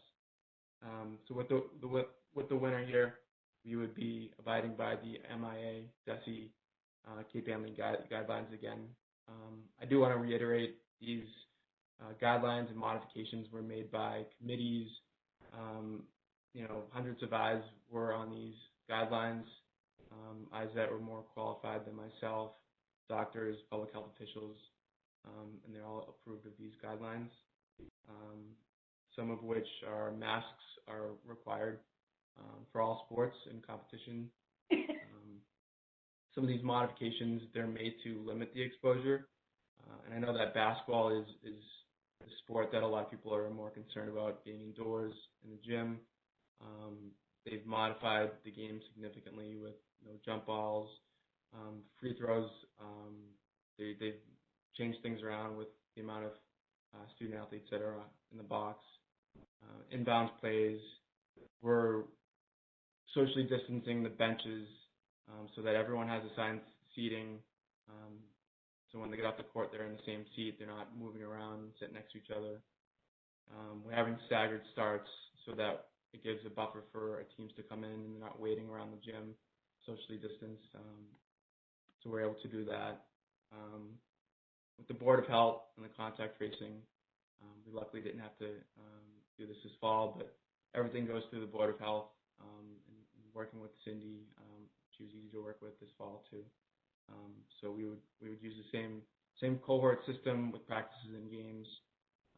We also wouldn't have any swing players. So anybody, if you're on varsity, you're on varsity the whole year. You're not playing for some games in JV and some games for varsity. You're with that same team the whole season.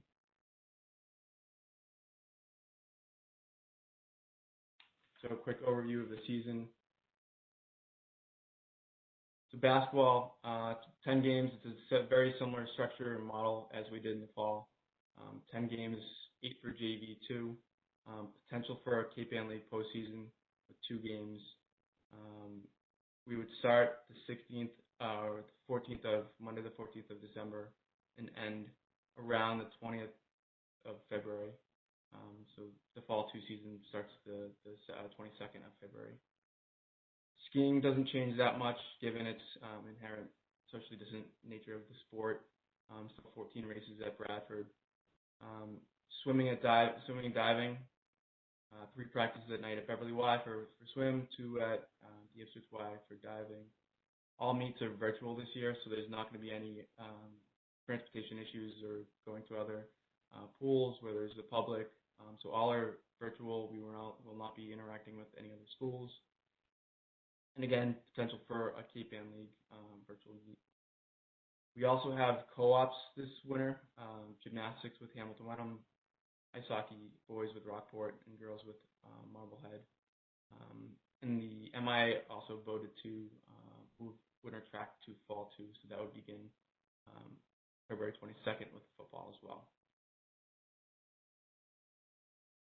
So these recommendations are along the lines of what we did in the fall. A 1-strike policy. If a student or a coach is not adhering to the guidelines, they will be asked to be removed from the program.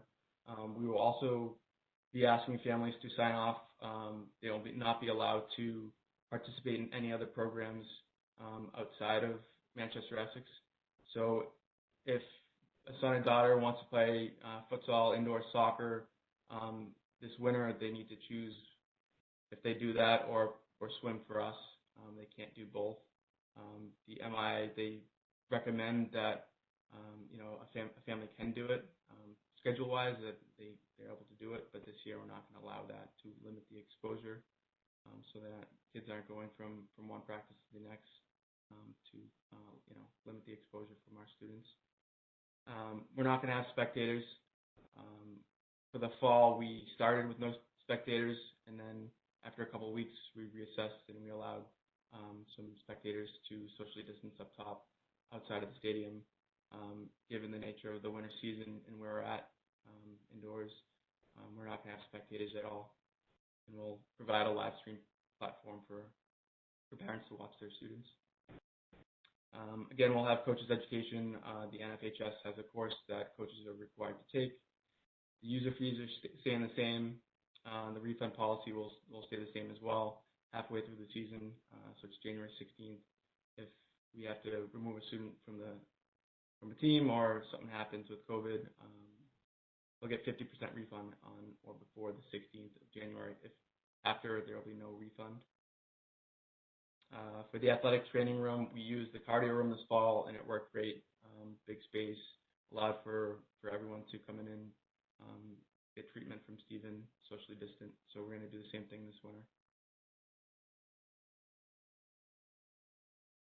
So if we get approval, we would open up registration tomorrow. We've closed it the day before. the first day of sports would be the 14th. We wouldn't have any late registrations. Again, all competition is league only. We don't have any out-of-league competitions at all. All the teams in the league will be adhering to the same guidelines. To give you a sense of where the other schools are at, 4 or 5 are all set to go, set to play. They don't need approval from their school committee. They've already received approval from their superintendent and principal. The other 4 or 5 haven't met yet. With Pentucket, they actually met tonight and the school committee approved. So we're one of the early ones this time around. For the budget, there's not a lot of changes, not a lot of additions from the COVID budget changes. So like I mentioned, there's no transportation for swimming. We would have to hire a lot more officials because all meets are at home. So we'll have 2 officials for all 10 of our meets. Basketball, we'll have more buses.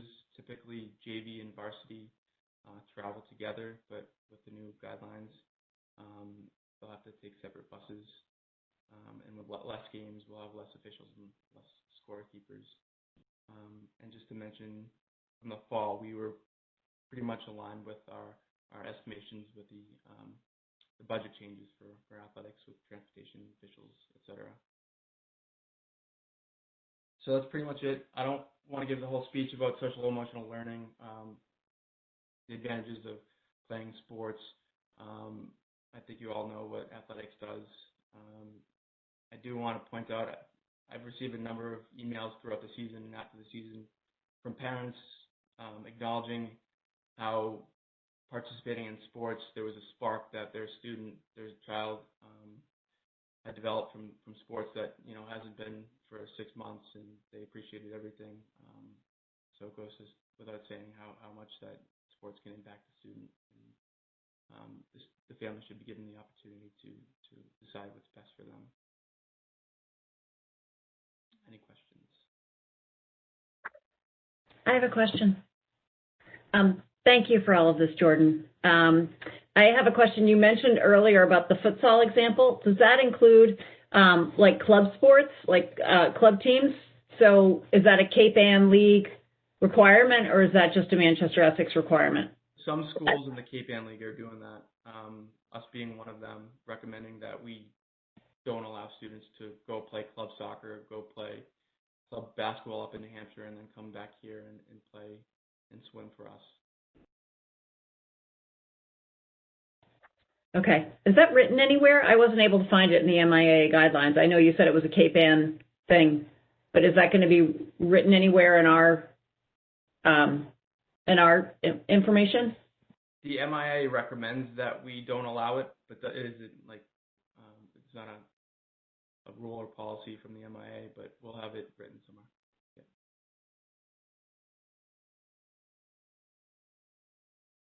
I have lots of questions. Okay. Mm-hmm. So we just went through a very extensive presentation about how we were going to manage the high school and middle school and how kids were going to move in the building and how we were going to deal with classrooms.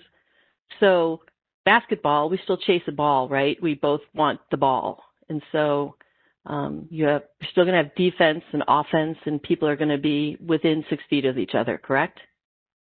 Correct. Wearing a mask, correct, but breathing heavily. And I can't yell at Thanksgiving table because I'm exuding droplets, but we can have kids panting and breathing heavily on the basketball court within 6 feet of each other. Is that what we're going to be doing here?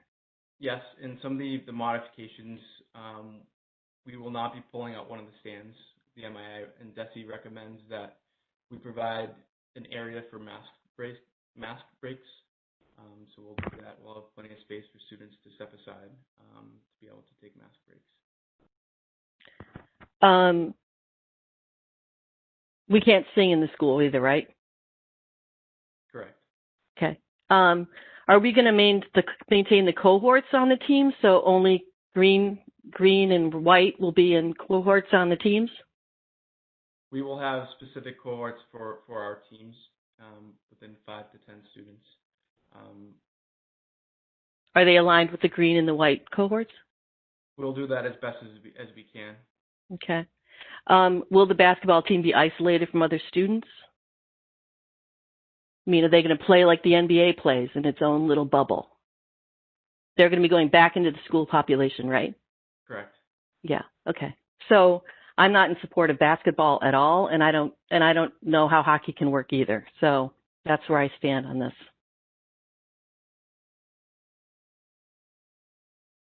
Yeah, that was my question. Are we lumping all the sports together? Is this, you talked, I mean, I think it's a fair point that, skiing is much different than basketball. And it's hard for me too. It's, the second Sweeney Park, we were allowed to go there. I ran there with my basketball. I echo a lot of the things that the students said early, that if I didn't have an outlet to go play sports, even now as an adult, I'm a much more anxious person. But I mean, you're limiting jump balls, but you're allowing defense. It doesn't really reconcile. And like allowing mass breaks inside is just creating. I mean, if there's a positive case there, you just really. I mean, unless those mass breaks are outside, Jordan. I'm not sure if that was the guidance, but mass breaks inside don't really seem to resolve anything. I'm kind of with Annie. We put so much time and effort into one-way hallways and social distancing in cafeterias and this and that, but you can't not play defense in basketball. That's a tough one. And so I'm not going to argue the science behind it. I'm not going to pretend to be that person, but just kind of the consistency and the messaging and kind of what we're doing with academics and with other extracurriculars relative to sports. There's one thing when everything was outside, but this one's tough. I'm going to offer a counter position to Annie and Matt, and you might all be surprised to hear it from me. But I would say that I've never said that we shouldn't be in school because of the health and safety reasons. I feel like we've always been able to follow the guidelines, and I think that we keep people as safe as possible by following the guidelines. And I trust that the MIAA has put together guidelines. I think a small group high school basketball team is really different than a group of professional basketball players. And I think one of the main differences, they're going to have masks on all the time, while the professionals in their bubble, I think they were in a bubble where they were unmasked. They weren't following distancing guidelines. I trust the MIA guidelines. I trust that Jordan is doing the best to keep the kids safe. And I think that the social, emotional pros of athletics really, really are important for our kids. And so I am actually pro all the sports, including basketball. Sorry, just one counterpoint. In the NBA bubble, they were all pre-tested before they entered the bubble and had to self-quarantine for 72 hours before. And if they left the bubble for any reason, they had to once again test and then once again self-quarantine inside the bubble. So just slight difference there. That bubble was incredibly well maintained inside. You know way more about it than I do. Other school committee comments and questions for Jordan. So I'll make a quick comment. I sort of feel like going into this fall, we had basically squat from the state on how to open academically. We kind of made it up as we went along. And, we kind of likened it to flying the plane, learning how to fly the plane while we were in the air, and we only found out we were taking the trip the night before. So I feel like the guidance that the MIAA has put together has been really, really concise. It's been really thorough. I feel like it's been vetted backwards, forwards, left, right. I'm good with it. I'm good with the MIAA. I'm good with Cape Ann League, and I'm good with what, Jordan's going with this. So I'm pro. Yeah, to echo that, I think that through the fall, we've proved that, there's a model, there's a structure that works. And again, like Sarah, I trust that the guidelines and the protocols and the modifications that the experts put together work. They worked in the fall, so I have no reason to believe they wouldn't work. With our supervision and the leadership from our coaches and students, that it wouldn't work again. But they were outside. I still trust the experts that will do our best to limit and do our best to wear the masks. So this is Eric. I also, I would like to echo some of Sarah's comments and Shan's comments. I am in favor. I think that they have put together very comprehensive guidelines. I know that the fall was different because it was outdoors, but I think that we do owe it to the kids. I'm a firm believer in the social emotional health. I think that the mental health aspect of this is huge. The kids have been out of school all year at the high school level. I am in favor of it, and I think we should give it a shot. And we can see what happens. If there are any issues, obviously, then we can deal with that. But I think the fact that the fall went smoothly and that these guidelines are very comprehensive, I think we should give it a shot. This is Teresa. So I'm going to give the spoiler alert with I am in favor of this, but also I have a couple questions. So I want to ask the questions and then say why I'm in favor of it. Hopefully my nothing changes, which I don't expect it to. So Jordan, you mentioned that the no spectators rule is in place again, and we had started with it in the fall and then over a couple weeks reassessed and decided to allow some. Guarantee that this isn't going to be reassessed with the indoor sports where we're done with the assessment? I mean, is the no spectators rule consistent, or are you saying it might be reassessed again down the line? For the winter, we are not reassessing. We are not having spectators. So just so that everyone on the line and everything can hear, we're not reassessing that, and that's helpful for me too. Trish, you're the one who's dealing on the ground with teachers and with the student populations and everything else, and how this feels to people.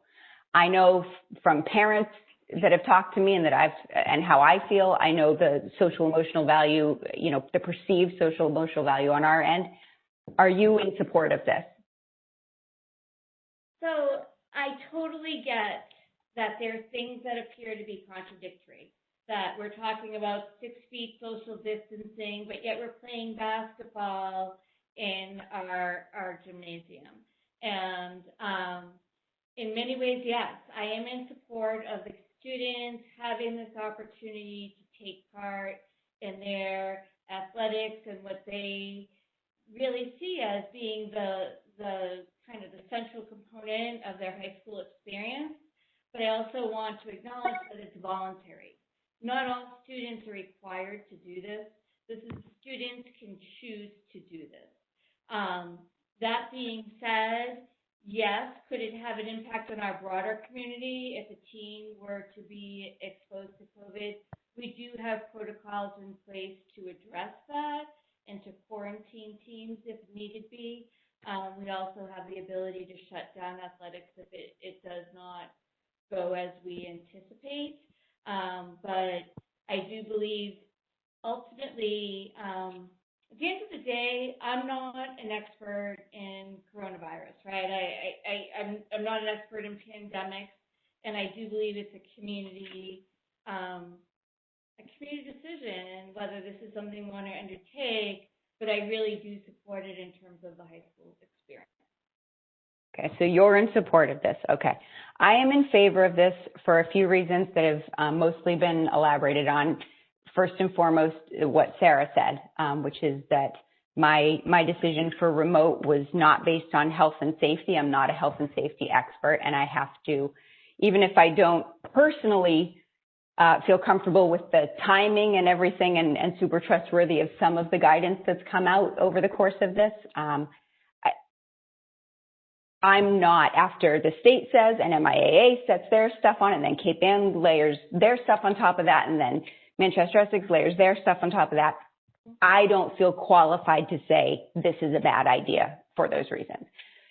On top of that, it just can't be understated that families need something right now. They need to feel something, and I think there's value in that.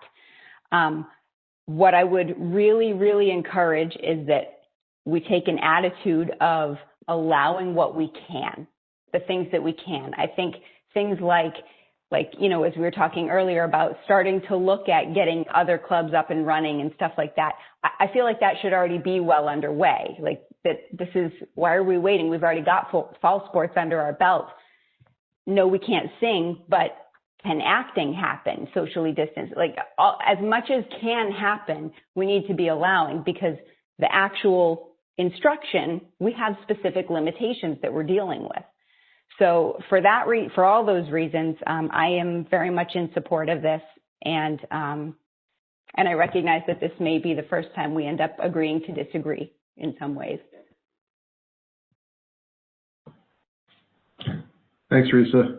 I'd like to just I had a couple quick questions and a couple points. And I appreciate what everybody shared, and by my tally, I'm not quite sure. I think we've got a direction, but I do have to say I heard Annie's concerns echoed by a number of people, and they are and Trish, I really appreciate how you described it. It is voluntary to participate. However, there's the community exposure. I'm going to go back to what Pam shared initially with the color-coded map of the Commonwealth and where different towns are.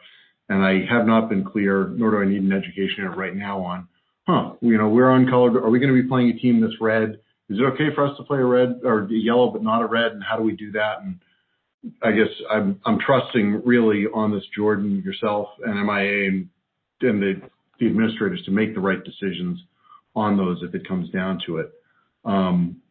Something I guess that I find, if anything, having read through the regulations, I find them the exact opposite of concise.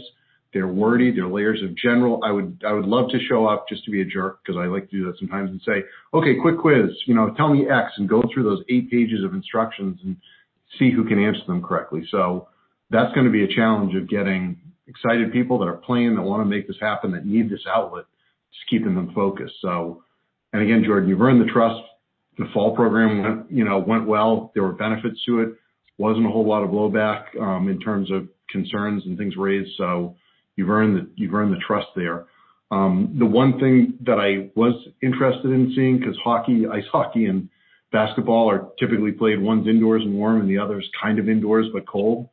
I'd love to see something on ventilation. I know ventilation has been a huge, huge thing in the guidelines, and I wonder even the basics of in the gym, are the doors kept open and the fans on full bore, or what goes on? But again, I'm going to go to, I think everybody stated there's a lot of reasons to do this, and I would be in favor of doing it. Again, with all else, I just want to make sure we're keeping that balance right. So I don't know if any feedback, or I just really wanted to share. These are things I didn't hear addressed that I think we should consider as we go forward. Bad word choice on my part. I didn't mean concise. I meant comprehensive. I just okay.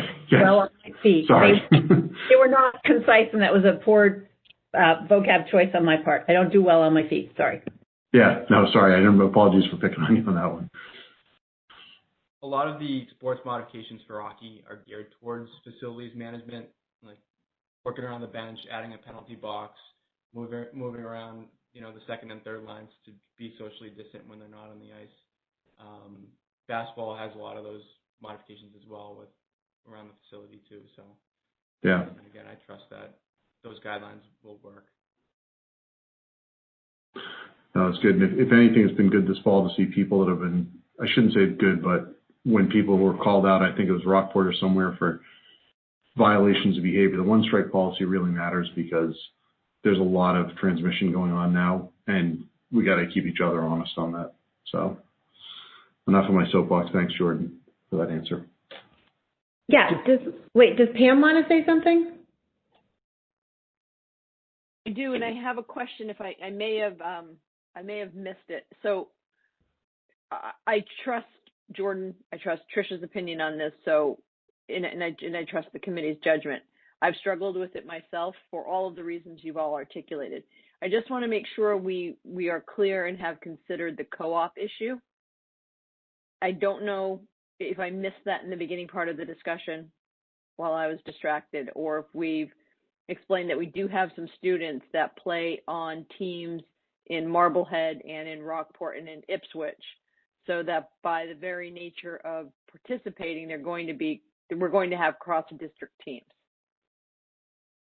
So, Jordan, what's the protocol? Like, if our students are playing on a team with Ipswich, but Ipswich goes into the red. Do our students then have to quarantine, or like, is the protocol all set up?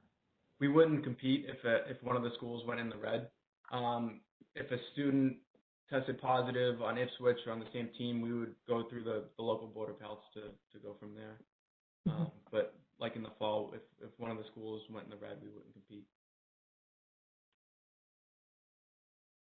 Okay. Does somebody want to make a motion about fall sports? Teresa? I would like to make a motion that we approve winter sports as presented. I'll second that. All right. Any more discussion? All right. Eric? Yes. Annie? No. Shannon made the motion. Matt? No. Ken? Yes. Teresa made the motion, and I'm a yes. So I believe that's a 4-3 vote. Motion carries. Was it 5-2? I think it was 5-2. It was 5-2. So I can't count. So for the record, a 5-2 vote, motion carries. Thanks, everybody. Right, you can't count, and I can't choose vocab words, so we're all good. We're a good team. All right, moving on. Jordan, thank you. I know you've been working really hard. I know you did a great job keeping our kids safe in the fall. I know you're going to continue to do a great job running this program in the winter. It's a very difficult year, and we really appreciate all of your work. I'm looking forward to it. Thank you. All right, moving on. We need to approve our Essex Tech Board representatives. Yes? Yes. Do you want to say anything about that? It's a reappointment. I don't oversee this. If you read the statement in the packet, it comes to us from the town moderator, and the mechanism for formal approval is that the school committee votes on it. If you need more time to do outreach, to have a conversation with Jeff, we can certainly postpone this to the next meeting. But the committee did approve him last year, so this is a reappointment. Okay. Do I have a motion to reappoint Jeff Delaney as the Essex Tech Board representative? One quick question, Pam. When you mentioned outreach to Jeff, is willing to accept the position if appointed? He is, yes. Okay. Yes. I move that we go ahead with this. It's a big. The towns have more of a direct relationship with the NSTARS. With the Essex board, but the Northern Essex board, but this is the dual approval process. Okay. No, I was going to say, Jeff, I think it's represented as well. I'd move that we approve his appointment. All right. Is there a second? Second. Eric. Was that Matt or Eric? Eric, I think. That was Eric. No, that's okay. I just can't distinguish your voices. Okay, Annie? Yes. Shannon? Yes. Matt? Yes. Teresa? Yes. And I'm a yes. So, yay, Jeff. Thank you for doing that. All right. Budget. Because it's 8:54.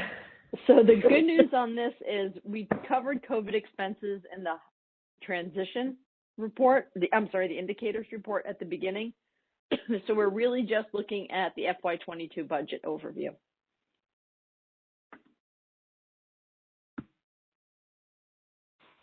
So, and one thing you'll see about these slides, hi everybody, is that we kind of, how are you doing? We normally have this being kind of a full standing event for budget night, and obviously a lot of other pressing items happening. This is going to be an accelerated version, and so we've taken out some of the big picture slides and really keeping it to the important nuts and bolts key takeaways. So it'll help to move this along. I think just the first slide just kind of gives you a sense for how do we approach budgets. We try to start with what does it take to just keep the program running intact. before we start thinking about all sorts of improvements. So that's what we call level services. This year, we're making a point to separate temporary COVID expenses from the budget. We talked about in prior committee meetings about how would we handle COVID from a financial standpoint, and what we agreed to, which I think is going to help to kind of keep the apples and oranges separate, is to say that we're going to talk about our program in the budget, and then we're going to talk about COVID separately. And Pam gave you the COVID overview financially, and we'll have continued information about those numbers as more things come to light, like how we do with FEMA. We haven't heard, even though our stuff has been in there for coming up on almost 2 months because they're kind of overwhelmed. CARES Act is ending, but what will happen in the new year? Will there be more money? Will there not be? We just don't know. So, and of course, most importantly, what's happening to the pandemic and how will that impact things, and how is it impacting this year? There's a lot of moving parts there. So having a budget that is really keeps to the core program and then allows us to look at COVID separately, I think will help to contextualize some decision making that we're going to need to do. One important thing I do want to just say up front: in a normal year, typically before we start getting into what I'm calling the out year, which is fiscal 22, not this current year, but next year, before we get into the out year budget, we typically take this time in the mid to late fall to do what we call budget transfers for the current year, which is FY21, where we say, okay, we've got people back, staff is here, we have a sense for things like health insurance renewal, and so where are we at with budget? What changed over the summer? We typically approve our budget in early February, and it doesn't really change, and then all of a sudden you show up, budget season for the out year, and 6 months have gone by, and a lot of things have potentially changed, including retirement, things you didn't expect, people maybe moving on, and some of those savings. Unfortunately, this year with so much changing, and also our budget being adopted back in May, we really don't have the benefit of an FY21 budget transfer process where we can say with really high degrees of certainty that this is exactly how staffing is going to happen.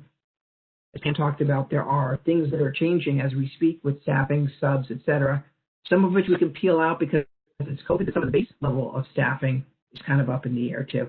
So this is a budget that is going to be off of any time you hear me talk about growth rates and increases, it's all going to be compared to the May budget, which is a little bit different. And so there'll be some examples where I point that out. So moving forward, sometimes we look at some of the big ticket items that can really move the numbers.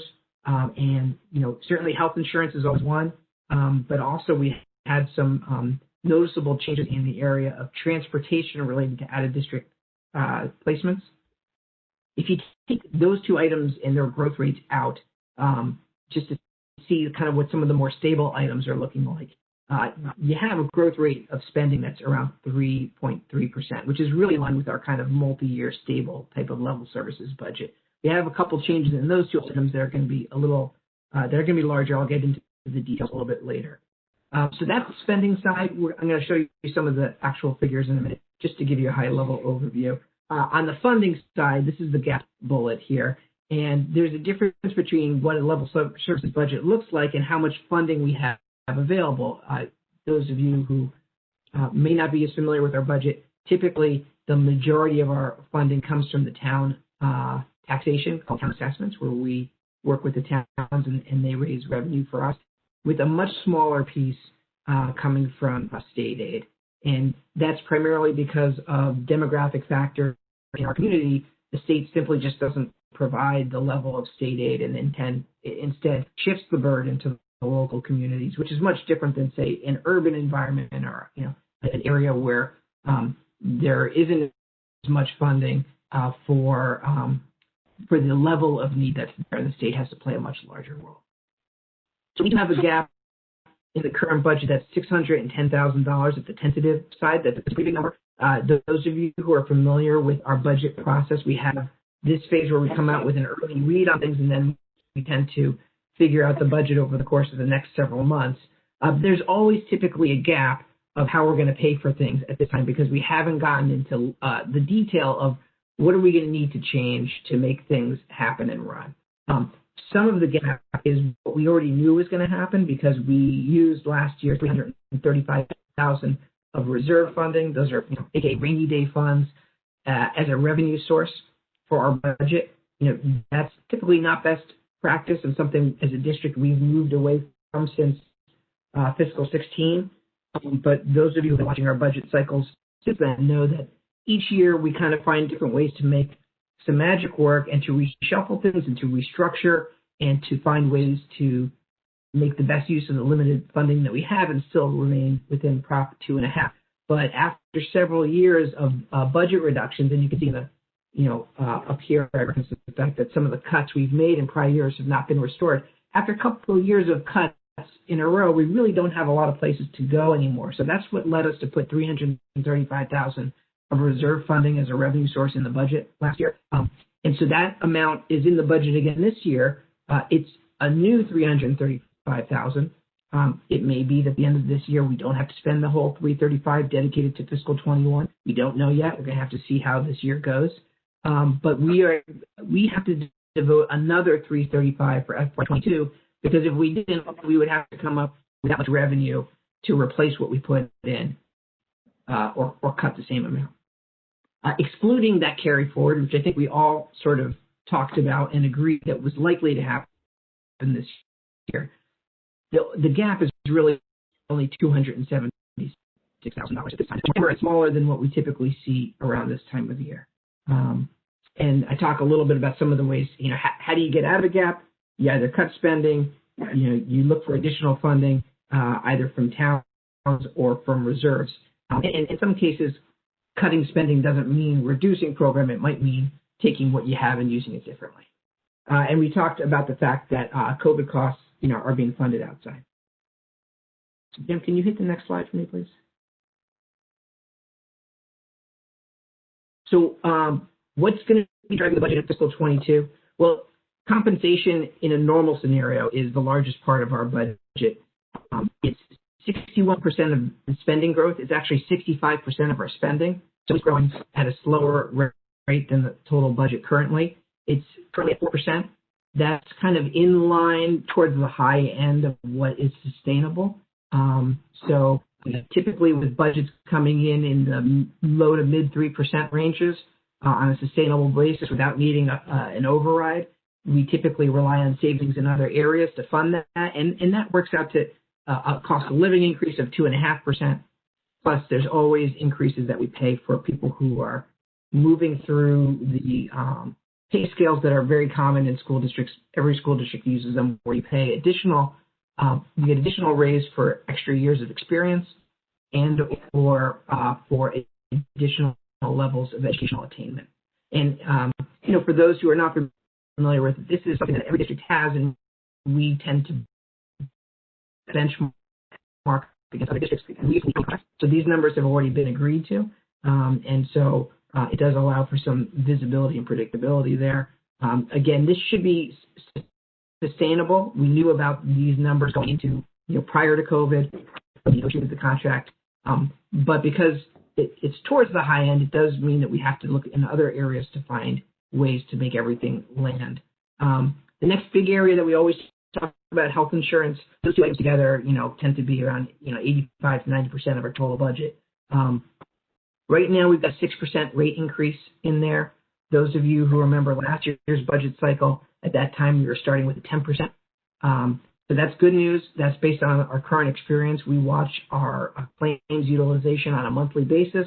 And so you remember that while we started at tentative season last year in December at 10, we were eventually able to work our way down to a 3% renewal, which was great. We had some major program changes with the adoption of a health reimbursement account, HRA, which is where we have a lower cost of insurance in return for slightly higher out-of-pocket costs. We took our savings from those lower premiums and we plowed it into an employee reimbursement HRA program, so the impact on employees wouldn't be quite so high. But that program has been working great and allowed us to have lower claims, which means that we're looking much better currently for a renewal when the number comes due in April, May timeframe. So that's why we're starting at 6% now instead of 10% last year. Typically, each percent at this point is about $40,000 to $45,000 of budget impact for every percent change there. and we're going to continue to monitor it on a month-by-month basis. And the only other thing I wanted to bring to people's attention is that as I look at some of the underlines there, we are now covering 164 retirees on our health insurance program, which is greater than the number of active employees. For those who are not familiar, health insurance is mandated by Mass General Law. Anybody who is working more than 20 hours in the teaching profession is mandated health insurance with a minimum contribution split.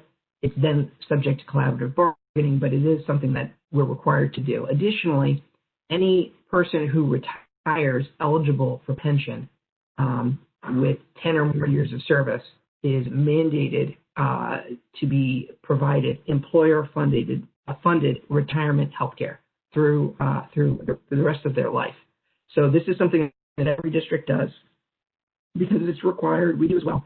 And for those who can remember back, 4 or 5 years ago when we started talking about retiree health insurance, also known as OPEB, other post-employment benefits, we talked about how we needed to put money aside because of the growth, and that really is coming to play out. One of the factors there being that when we regionalized, we started with 0 retirees, all retirees from the legacy towns of Manchester and Essex.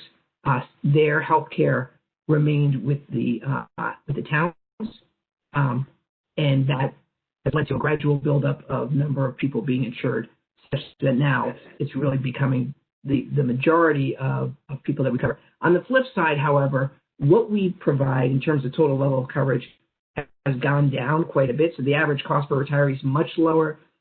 We did agree to move every retiree to Medicare as their primary insurance. So now all we provide is a supplemental plan on top of that. So that means that we're paying a small percentage of the total cost per retiree. So even though the number of heads has changed quite a bit, the amount of expense that we incur per retiree is much lower. But I do think that as we talk about budget areas, we've put aside quite a bit of money into our OPEB fund, and at some point we're going to be switching from saving and pre-funding and investing it at market rates of return, which we're allowed to do, into using it for retiree benefits. So that is something that we need to think about whether that's something we want to start doing at some point soon, or even considering it as a potential stopgap measure for fiscal 22. I think it's certainly within the realms of appropriate and reasonable to do that. I don't think that that's if someone were to say, "Oh, is that rate of piggy bank?" I would say, "No, this is exactly why we put the money aside. We just need to do it in a measured and planned out manner." So moving along, out of district and transportation, these are these are placements for students who cannot be served in district because the programs that we have do not meet their needs. As those of you may know on the school committee, we have some new members. Over the past several years, we've built many in-district special ed programs that have kept many students here in the district, which is great for the kids because they can be with their friends and their peers and in their community. The programs are excellent. We have people in other districts who are asking us about how they can access them sometimes. So they've got great quality regard. And they also do come with significant financial savings.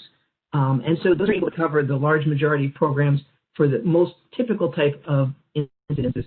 But there are certain situations where we may not have enough incidents of a certain type of disability where we do end up needing to send a student out of district. And so in the past year or so, we've been talking quite a bit about a pretty significant increase in fiscal 20 and 21 in these areas. That's starting to stabilize. So we're only looking at about $50,000 of budgetary growth, 6%, which for out of district is really not too bad compared to where we were last year and even absorbing this year. You can see though the cost for some of these placements because most of the typical student needs can be served in district. When we are sending them out, the average cost has gone up. We currently have 5 placements that are over $100,000 per year, to give you a sense. The real number here that's going to impact the budget right now is about $150,000 of increase in transportation for out-of-district programs. That's a big increase because we haven't adjusted the 21 budget for our current understanding of what's changed since May. About half of that 150 is changes that we see now, and about half of it that will continue in 22, and the other half is things that we are anticipating to change and increase either later this year or into next year. And the only other thing I would touch on here at Circuit Breaker, you may remember that our increase in fiscal 20 was so significant that we qualified for special one-time reimbursement from the state Circuit Breaker extraordinary relief.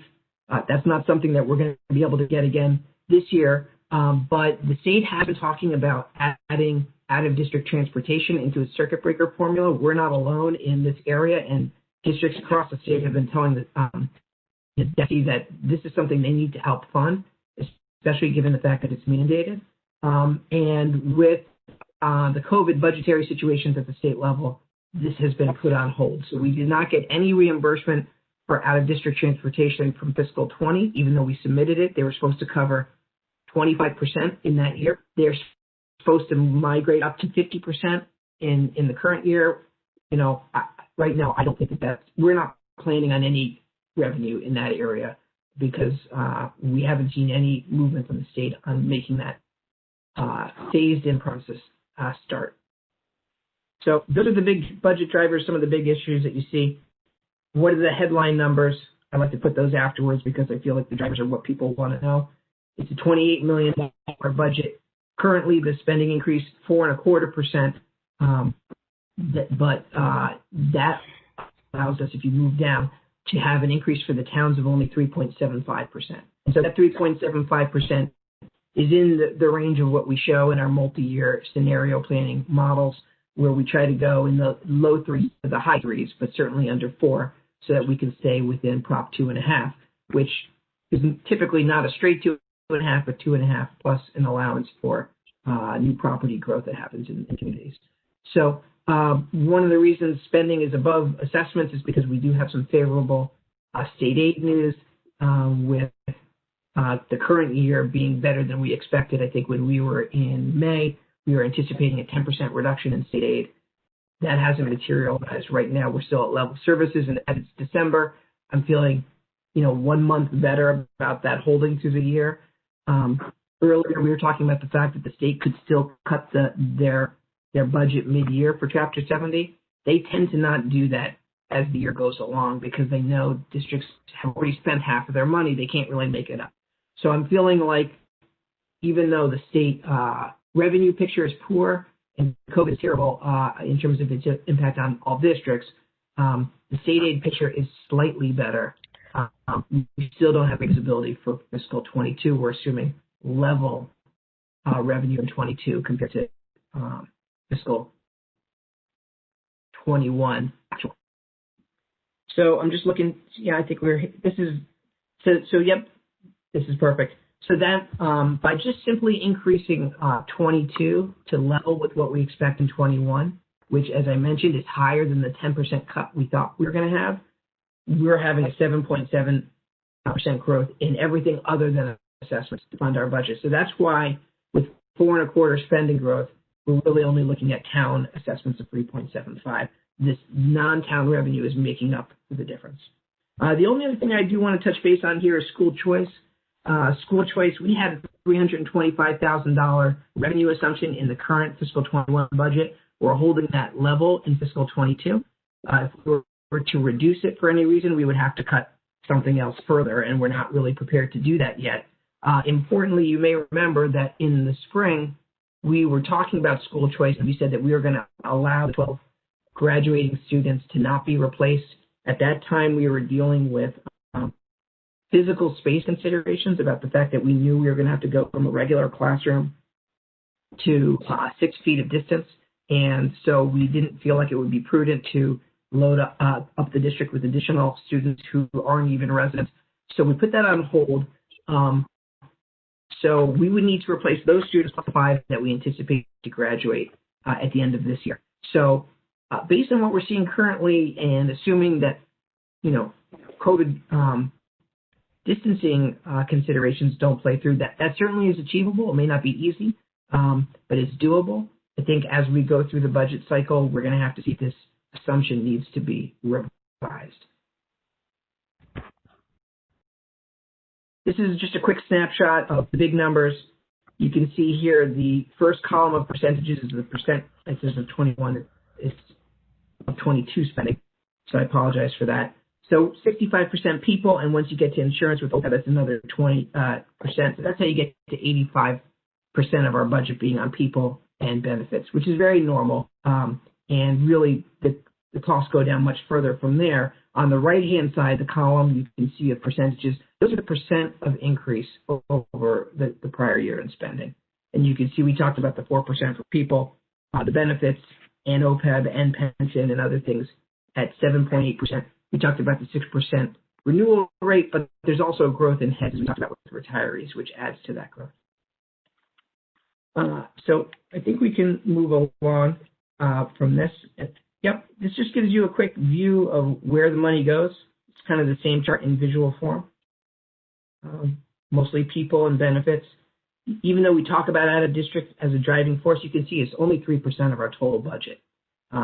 So it can change, and this changes with just a few students can have a significant impact on our budget. When that does happen, they don't tend to grow at rates that are consistent with a 2.5% to 4% growth rate. But that's why we talk about it. But big picture, it is a small part of our overall district spending.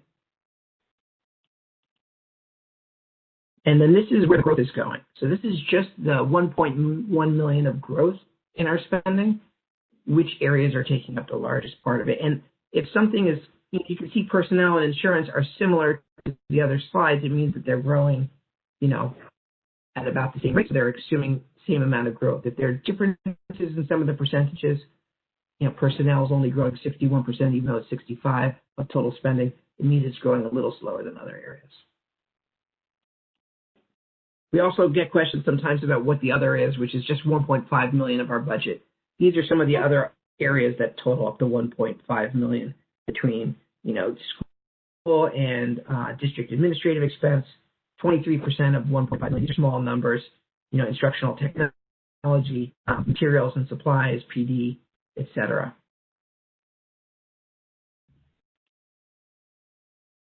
So this is a huge wall of numbers. I wanted this to be in the slide packet and on the web so people who ask about it can have access to it. It goes to our reserve funding over multiple years. And I think especially given the fact that we're using reserves as a revenue source and the fact that we're using reserves to backstop our COVID spending, I think it is really important to know where we're at.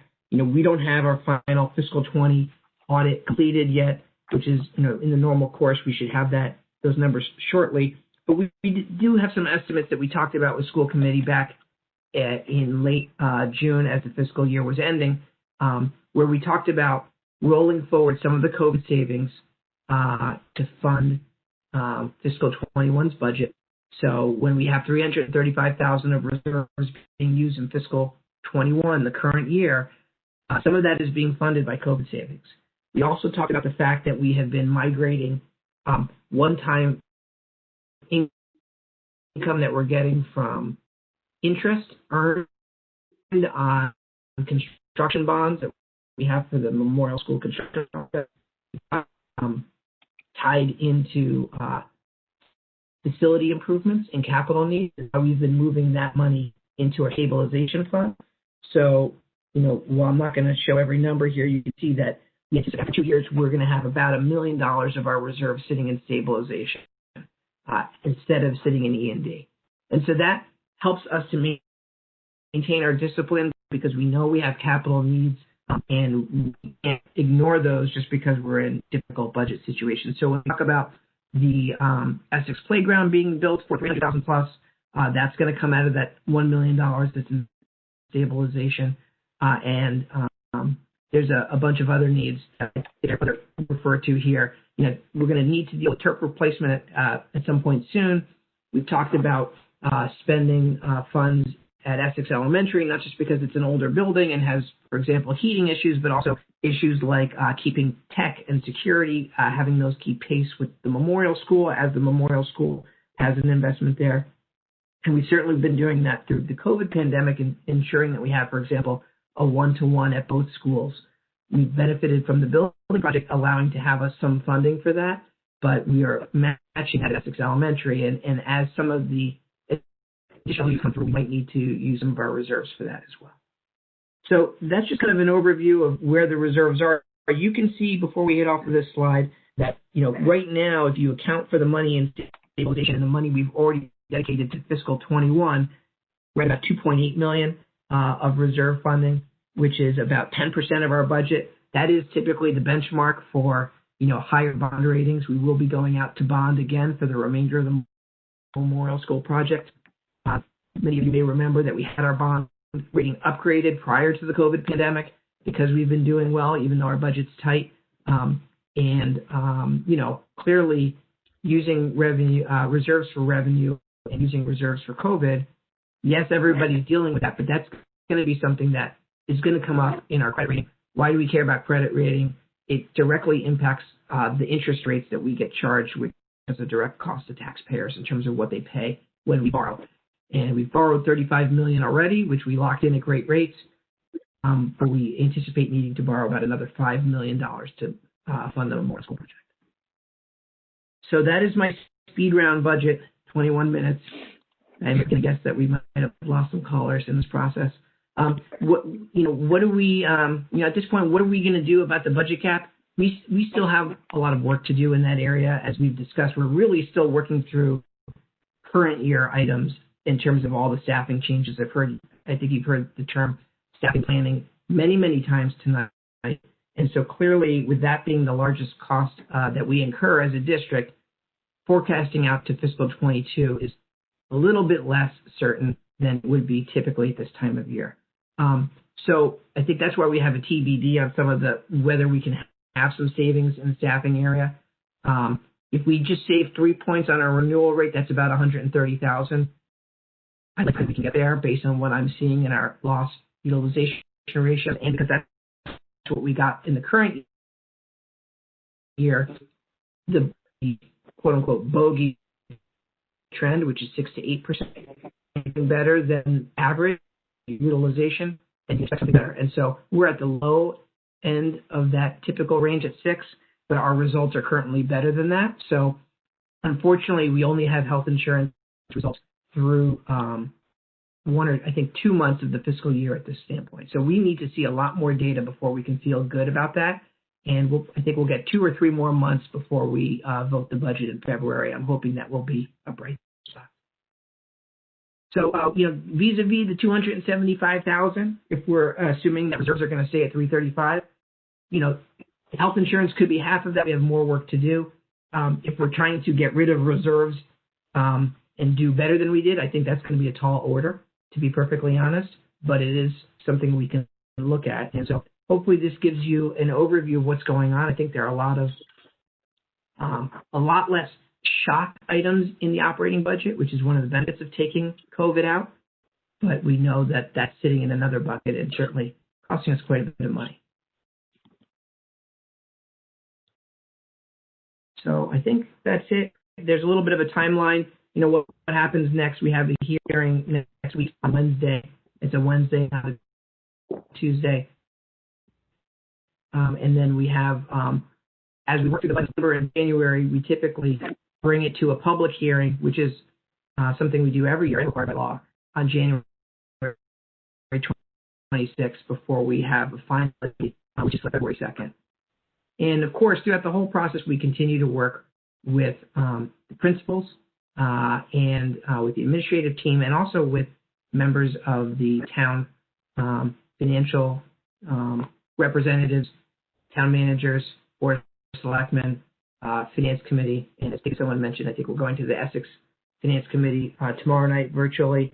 We'll be going to the Manchester Finance Committee in January like we typically do. And so this definitely is a process of partnership.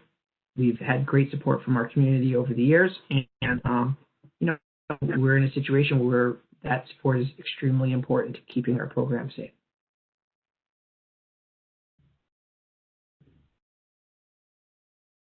I have a question. Thank you, Avi.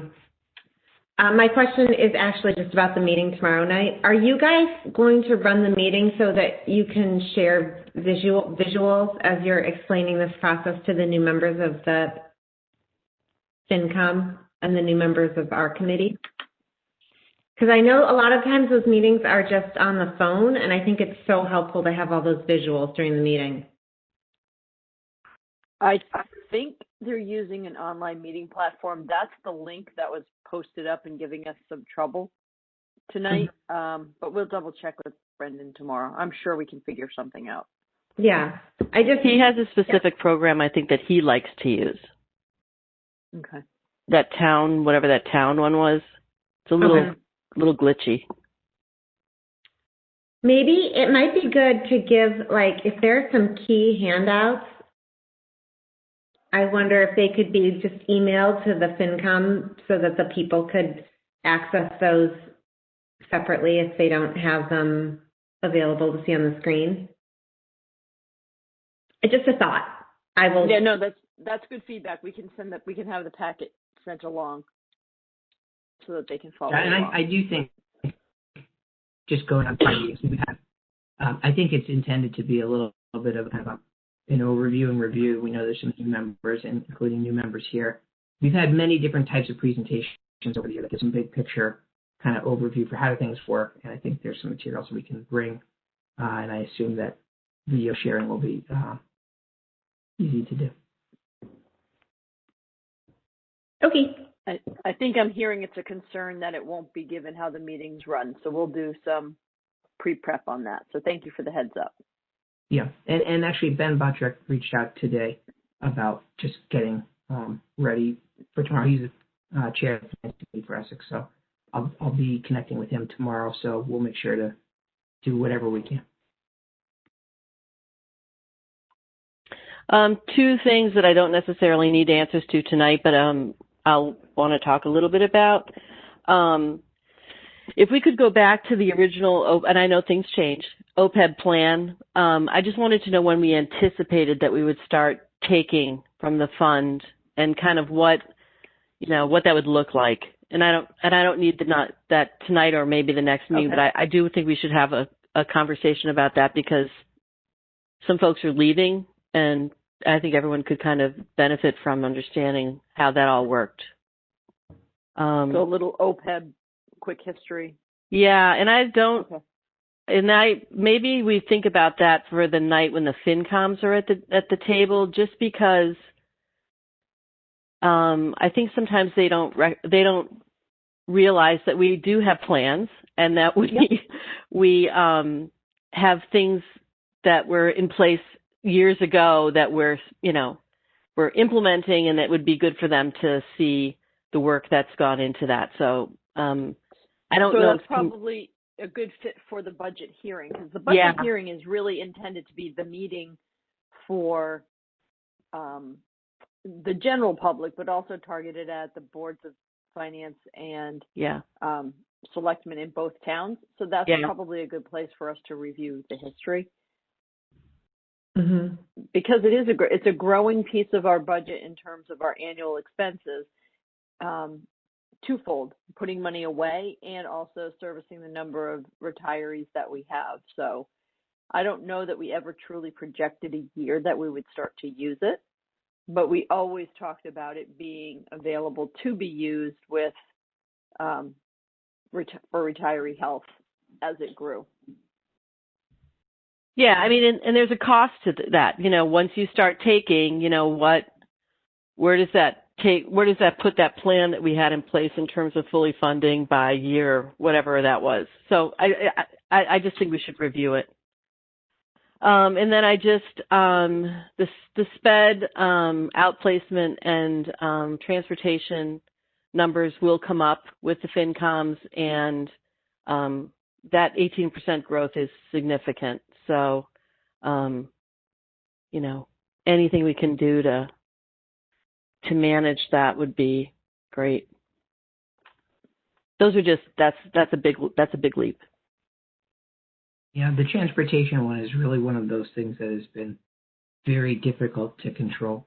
You're dealing with kind of the market for services, which has kind of been in a little bit of turmoil lately. I think we all remember when we were talking about the full employment impacts when the economy was kind of roaring along. I think COVID and out-of-district transportation has had an impact of, just spacing and distancing on buses and protocols and changes. And so it's definitely become harder to get great quotes. So rates are definitely going up. That's an issue. And, we are also in a situation of just trying to forecast out a year and a half from now. And a lot of things typically do change mid-year in terms of placements, where kids go. They might change a placement mid-year.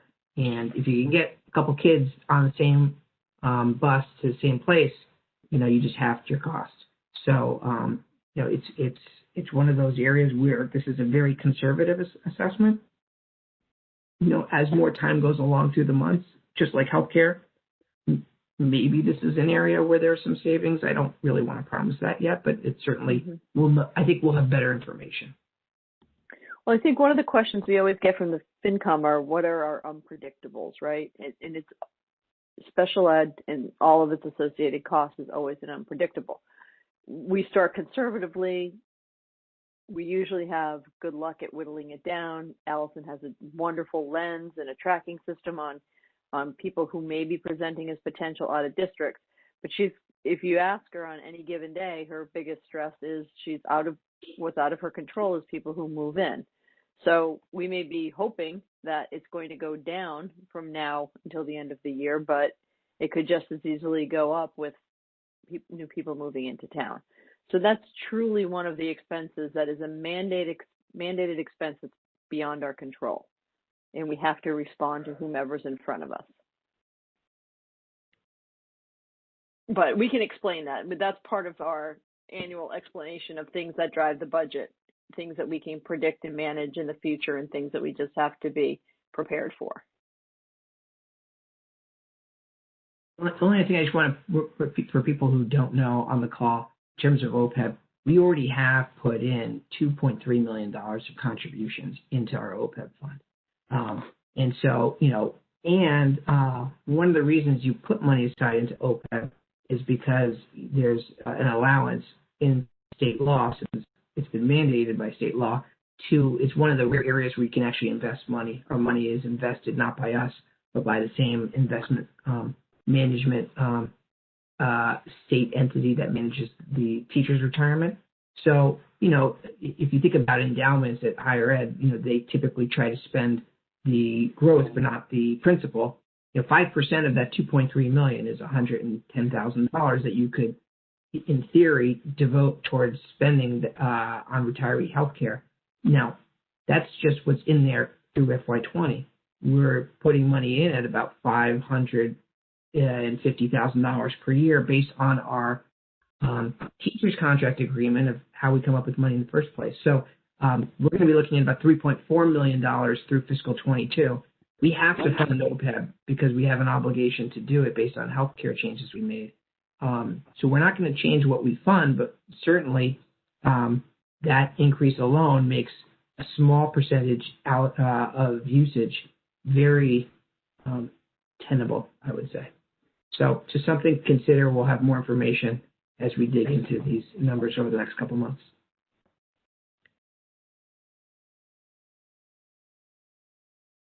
Any more questions for Avi? Teresa's raising her hand. I'm sorry, I know it's late. It's a short one though, because I'm going to be there tomorrow night, so I'll get the newbie info. But for us new people and for those listening, the budget hearings, the public budget hearings, is that a back and forth exchange? Is it a presentation and then take it home and think about it? What is the format for the public on that? It's typically been back and forth. So we take this presentation, which is usually a little longer. So there'll be more of an introduction of what the budget goals are, how we try to prioritize spending on program and students first, how, even though that is our goal, some of the more required costs take over. So we kind of go through what drives our budget decision making. Then we take them through this, and then it's time for the public to give us feedback. Inevitably, with that comes questions, and it is a back and forth. So we are going to have the chat open to be fielding questions, because it's the public's time to weigh in. Okay, that's good to know. Thank you. Yep. Anything else for Avi? I know everybody's really tired. I just have one thing I wanted to tell you guys about that's not budget related. And it's a possible, I met today briefly with Kenan McKenzie, who's on the board of the North Shore NAACP, and she's on their Educational Equity Subcommittee. And she was great. She just recently moved up here to Beverly, and they're doing a lot of good work. So I was just wondering if potentially at the next meeting we could get a quick update on the SCAR group and if they've been meeting and what they've been talking about. I want to make sure I connect them with Kenan because she was a really good resource. That's all. That's awesome. And yes, next meeting, the hope is to not. We have the group that's been working on the testing proposal coming, but Julie has also been rescheduled. Originally, she was going to be here tonight, but I think we made a good move taking that whole piece off of the table. But I really would like to have her in before the end of the calendar year to give an update on all of the great curriculum work that's been going on behind the scenes in all of this. And I'm sure we can include a SCAR update with that as well. And I think that sounds like a wonderful resource for us. Yeah, thank you. Yep. Any other closing school committee comments? Just one thing. I'd love for you guys, Pam, Tricia, and Joanne, to kind of figure out a way to get singing and theater and all those things to have the same privileges that we just granted a bunch of athletes. And I'm going to encourage every theater parent that's been texting me to start working their magic. Okay.